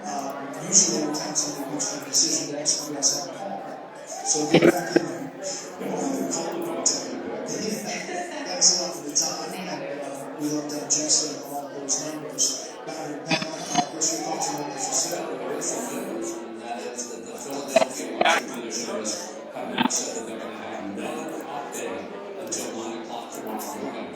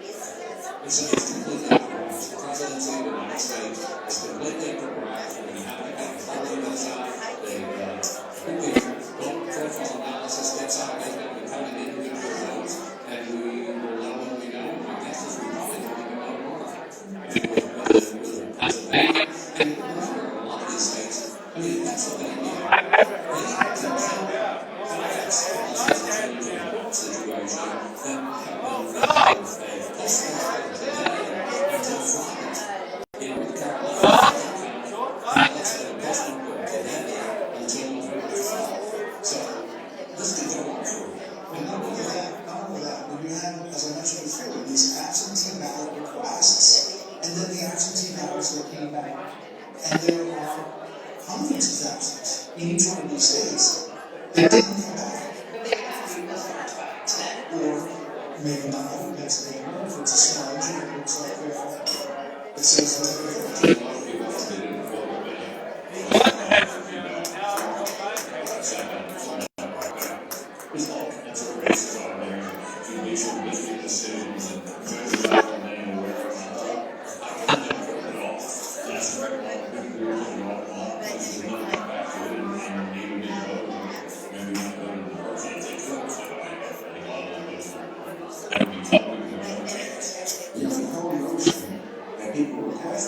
suggest that they're going to listen, they want to go.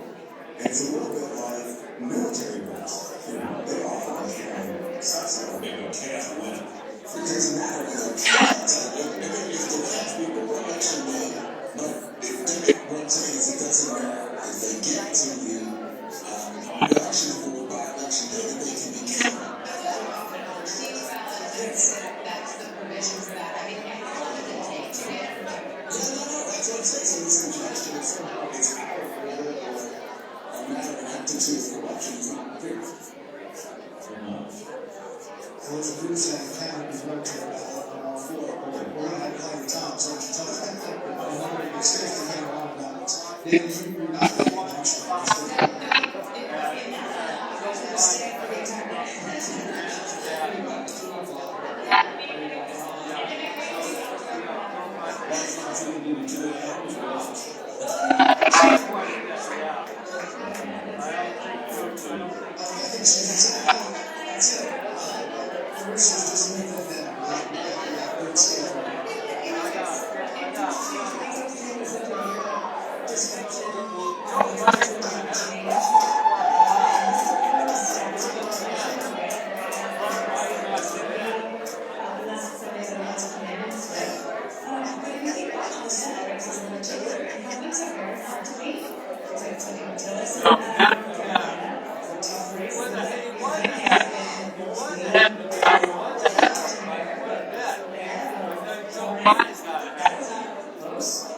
Jamie Harrison in South Carolina was in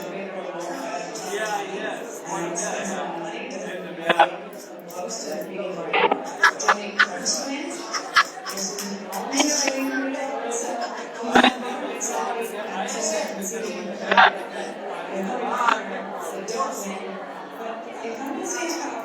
and it's really hard to be done. So I think that the change here is being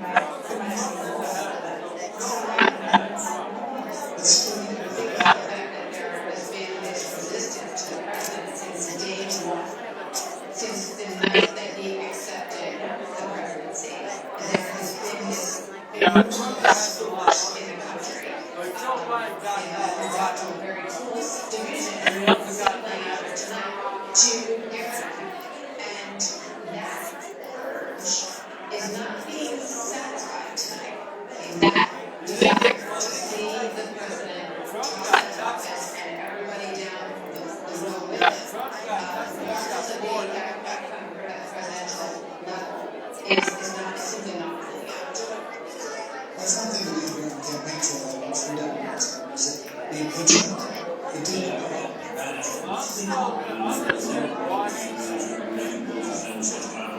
After having the old folks be impeached, that's like we've always been true as well. But the point is that sank us suffered.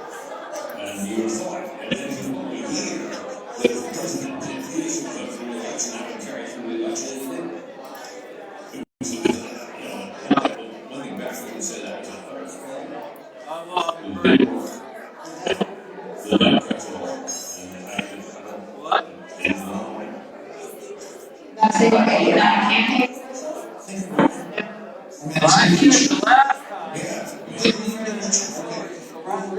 Let's put up the Georgia numbers real quick because getting the word from the county elections due to technology limitations, the precincts accidentally awarded seating of 191 until all precincts were uploaded and tabulated. We're working diligently to compile all votes and will continue the process of absentee ballots at 11 a.m. Wednesday, November 5th. That is It's not going to be.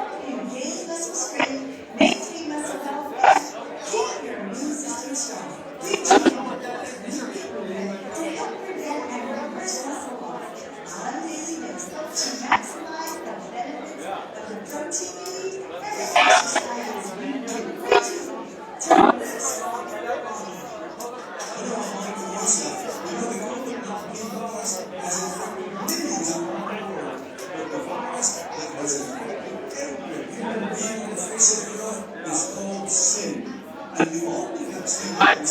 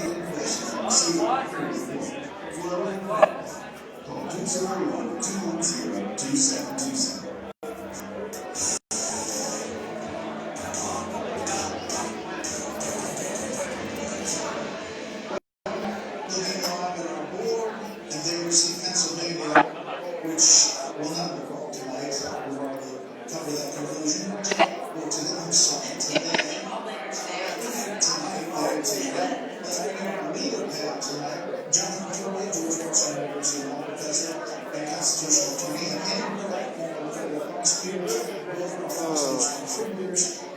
Jonathan, do you have any comments from that?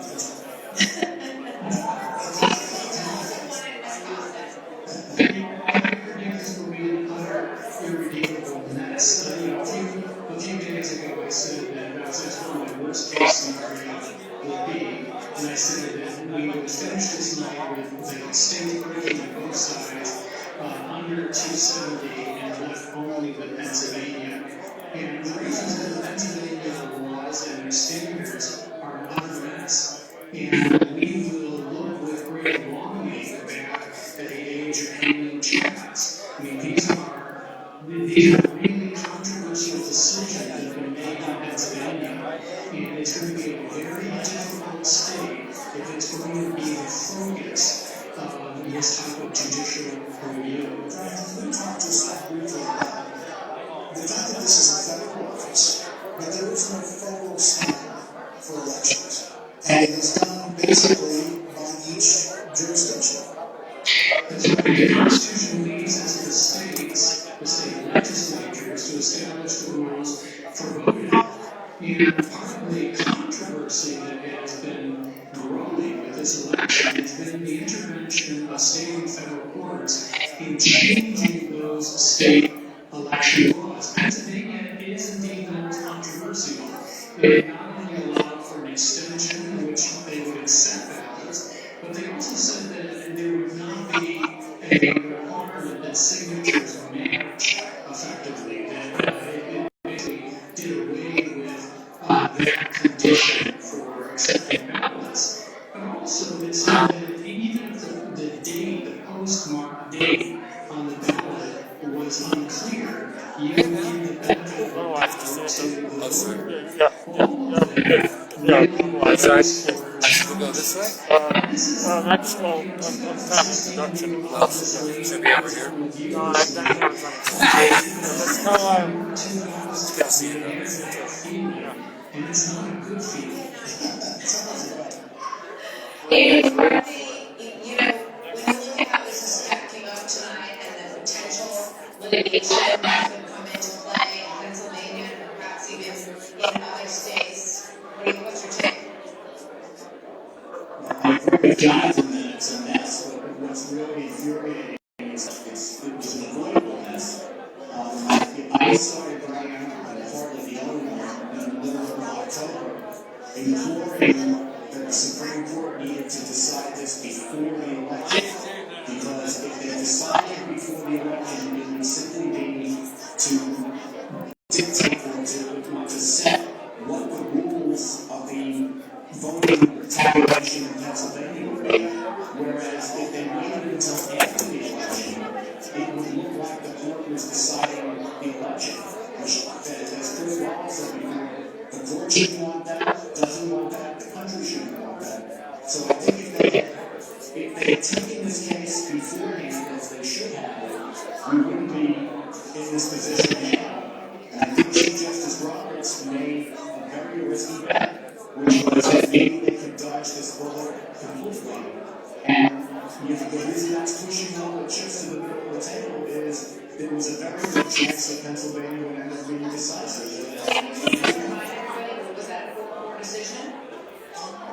Yes. Well, there's been two decisions. That it came to the court first on the basis of a stay. They were asking for the state Supreme Court to rewrite the rules to be stayed.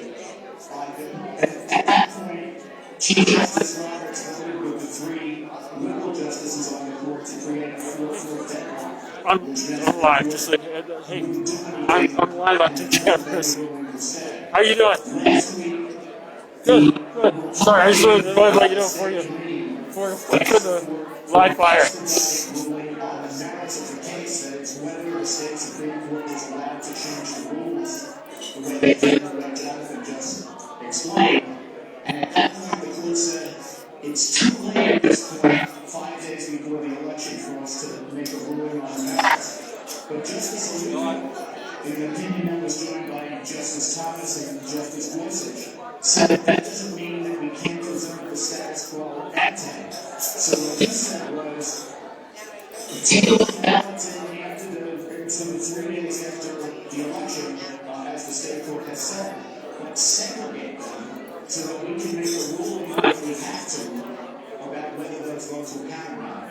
And that's where they're headed at. Yeah, they were looking a lot about Philadelphia, where they're still counting. We talked about the Secretary of State there are 8-hour shifts. You can see them back doing the ballots, the legislative staff earlier, but they're rotating crews and continuing the count.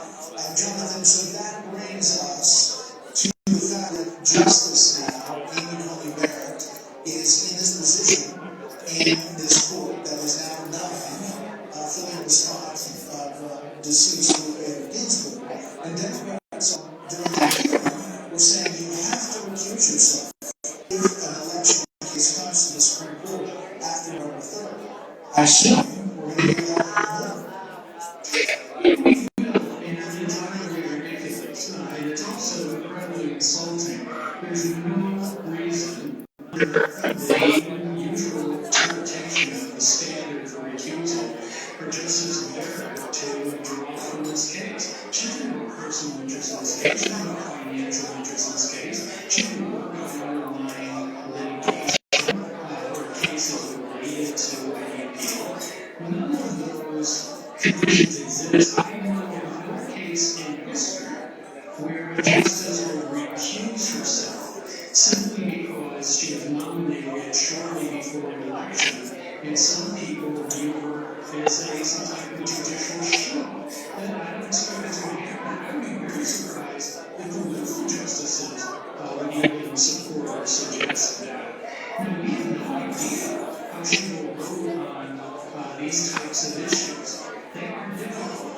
The conservative justices that Andy was referring to noted that there are state and federal rights of voting, that this just because the state court rules on voting doesn't mean the Supreme Court has no rule at all. But it is important to note that when state courts rule on state law, the federal courts, particularly the United Supreme Court, tend to defer on issues of this kind. So there's a difference. So Wisconsin had a case before the Supreme Court that was decided by a federal court, and the courts joined the conservatives in rejecting that extension and said that a federal judge who was using a form of federal intervention in the state law. But when the state ruling came up, Montana was scared and said that he felt he would leave it as it stood. So none has truly been resolved in many of these contests. We started yesterday in the red zone. That's the difference from other presidential election. We usually get some vacation that's over by the end of the day. We were already triggering or seeing these lawsuits triggered in each of these swing states. Now, many of those cases are police records. You bring the challenge in case the vote is closed, and you have a foundation to try to challenge the results. But we have a lot of challenges, including one in BC, where the United States Postal Service failed to comply with an order of a federal judge to do a nationwide search for someone. We have the Jeff Cohen, who made this anti-Trump administration. So that could be very likely. Jonathan, I go back to 2000 when I covered Tallahassee recount there, 37 days and nights, hanging chads. And I remember in the beginning, Democrats felt that their PR message, their talking point, was that you have to continue to count. You have to count every vote. Well, what we're seeing here now from the former vice president tonight, count every vote. And it does sound like a good thing to say, sure, count every vote. But Republicans, in some cases, are going to be saying, don't stop the vote. That's right. And in fact, some of us who were involved in covering 2000 are in the table positions because it is a real nightmare. These changes, especially in Nevada, the Republicans are arguing that the way that ballots are handled is going to be different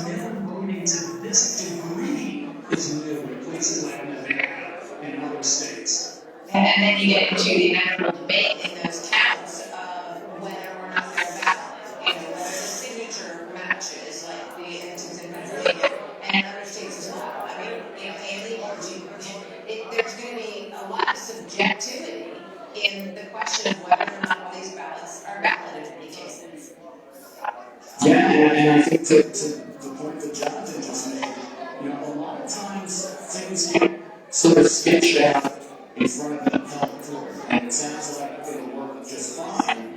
But the fact that you represent to the Supreme Court, as Pennsylvania has, that they will segregate the votes that come in after November 3rd, that may sound very difficult, but whether it's a practical matter, they'll be able to carry that out. We're already hearing some rumblings there that in at least some places it's hard to canvass and segregate at the same time. I wondered from the start, what happens if they come back and say, gee, we moved? Sorry, you couldn't segregate them. Then what? And so we had a bunch of, disaggregated bunch of ballots that they can't segregate. The one possible, I suppose, is we are at 1:50 in the morning East Coast time, and we're on riots or looting, even though we're already up here in Manhattan and Georgetown and Washington and other places around the country. But as this protracted effort goes on, Andy, the potential for stuff happening goes on. Yeah, of course it does, and I think, obviously the reason that all the preparations were done was because there was an expectation that it would be, if President Trump were elected, that would be the main thing that would precipitate a lot of violence, just because it's thematically consistent with what we've seen the last 5 months or so. And, that hasn't happened yet because I guess we're all still on tenterhooks. Let's hope it doesn't happen, because we haven't shown that we're famously good to this point at controlling all that. I'm just headings for things for one another. Yes. Jonathan Taylor and McCarthy, thank you very much. Someday we'll talk more about this. Candidates. Experts on all these decisions in the days to come. Let's go to vote number. Yes. I think Carl's votes too. We're socially distanced, right? 100 miles. Carl, let's come on this conversation and let's talk about Michigan, okay? I lived in Detroit and Lake County, and these numbers really haven't moved for a couple of hours. I don't know how they do that. 70,000 votes separated the two. Statewide, if you look at the balance here, you're about 300,000 difference, okay? Well, Wayne County from 4 years ago was exactly that. It's about 300,000 difference. If you were to examine this now, Carl, and just do the math with these upper peninsula counties just chipping in here, they went red. Does it appear that Trump has an edge in Michigan? What do you see inside the numbers? What do you expect? Yes, I do. But the question is, how much is that in Wayne County, the city of Detroit? And how much is that in the DUP? My suspicion is that there will be more votes in Wayne County that are out there in the Upper Peninsula. And so far today, it seems to me, at least I'm looking at the New York Times calendars, where they make a projection as to how many votes are left on the candidate. And I've taken a look at a couple in North Carolina and tried to see what was the relationship. They would say 25% of the vote in 10. So, what's the 100 equal? It's pretty good, but it's not a lot. So there's got to be a big difference between Detroit. You just mentioned it. So we just have to North Carolina. Did you go to Puerto Rico? Just for that, so I did my little chair. I found out what they were doing on estimating. So I think that a quarter of the vote is out and there. But it looks like you can just say, okay, well, this is 45%. If the total is 100,000 votes in, that means there's 400,000. If there's 10,000, that means there's going to be 40,000 eventually. It'd be off a little one way or the other. So, one way to do this is to take a look at how much we think is out there. And I just think it's going to be hard to do that because, in fact, we can't look at past patterns to divine what's happening in this election. You don't think we can? I think it's harder because It doesn't appear it's that difficult between now and 4 years ago. I still think this is right. The reason this election is going to be hard at all is because we don't know what we don't know. And so many things are different this time around state by state. Some states adapted more easily to having a lot more mail-in ballots. Other states have less adaptation ballots, mail-in ballots, but moved easily and early voting. So I okay. Your gut tells you what, go ahead. My gut tells me that as you're looking at how resolved Michigan, it's more important to look at one county than it is to look at the inputs. Okay, so that much is clear. Can I move into Wisconsin? Yes, let me pull up my version of Wisconsin. 88% of my math is in, 12% outstanding. I'll let you get that queued up. You got a 4% difference between Trump and Biden right now. I think you're going to talk about Milwaukee County. That would be no difference. That would, the difference 4 years ago was 162,000. We have moved a ton here. Statewide, the difference is 100,000, 110,000. I got 107,000. Pretty close. Yeah, Can that break for Trump? it could, because we're looking at what I'm just going to stress it about Milwaukee. What the New York Times has said is 41% of the estimated vote is in. And right now they've got about 220 some odd thousand votes in. But then take a look at the Republican suburbs next door. 76% are in Waukesha. 83% are in Washington. 98% plus in Ozaukee. And so, you have to do some math and scribble around. But, is there more votes in the city of Milwaukee, offset votes left out there in Ozaukee, and thereby reduce Trump's margin? Okay, fair point. So this is where it was 4 years ago. I think it's 1,000. Yeah. Take it back to Michigan. So 4 years ago it was 10,600. Yeah. Well, we're trying to figure out what's left out there. And what's the predominant colors. Look, we've got 10 guys sitting there, and 10 guys have got sitting there in Maryville. Doing that, we're just talking about it. Yeah. My gut tells me that this is why this thing is going to have another couple of twists and turns. We mentioned Georgia. You've got all the mostly black inner city suburbs of Atlanta that are still out, more heavily out than the rest of the state. Milwaukee's got a higher percentage of its left out than rural Wisconsin. The city of Detroit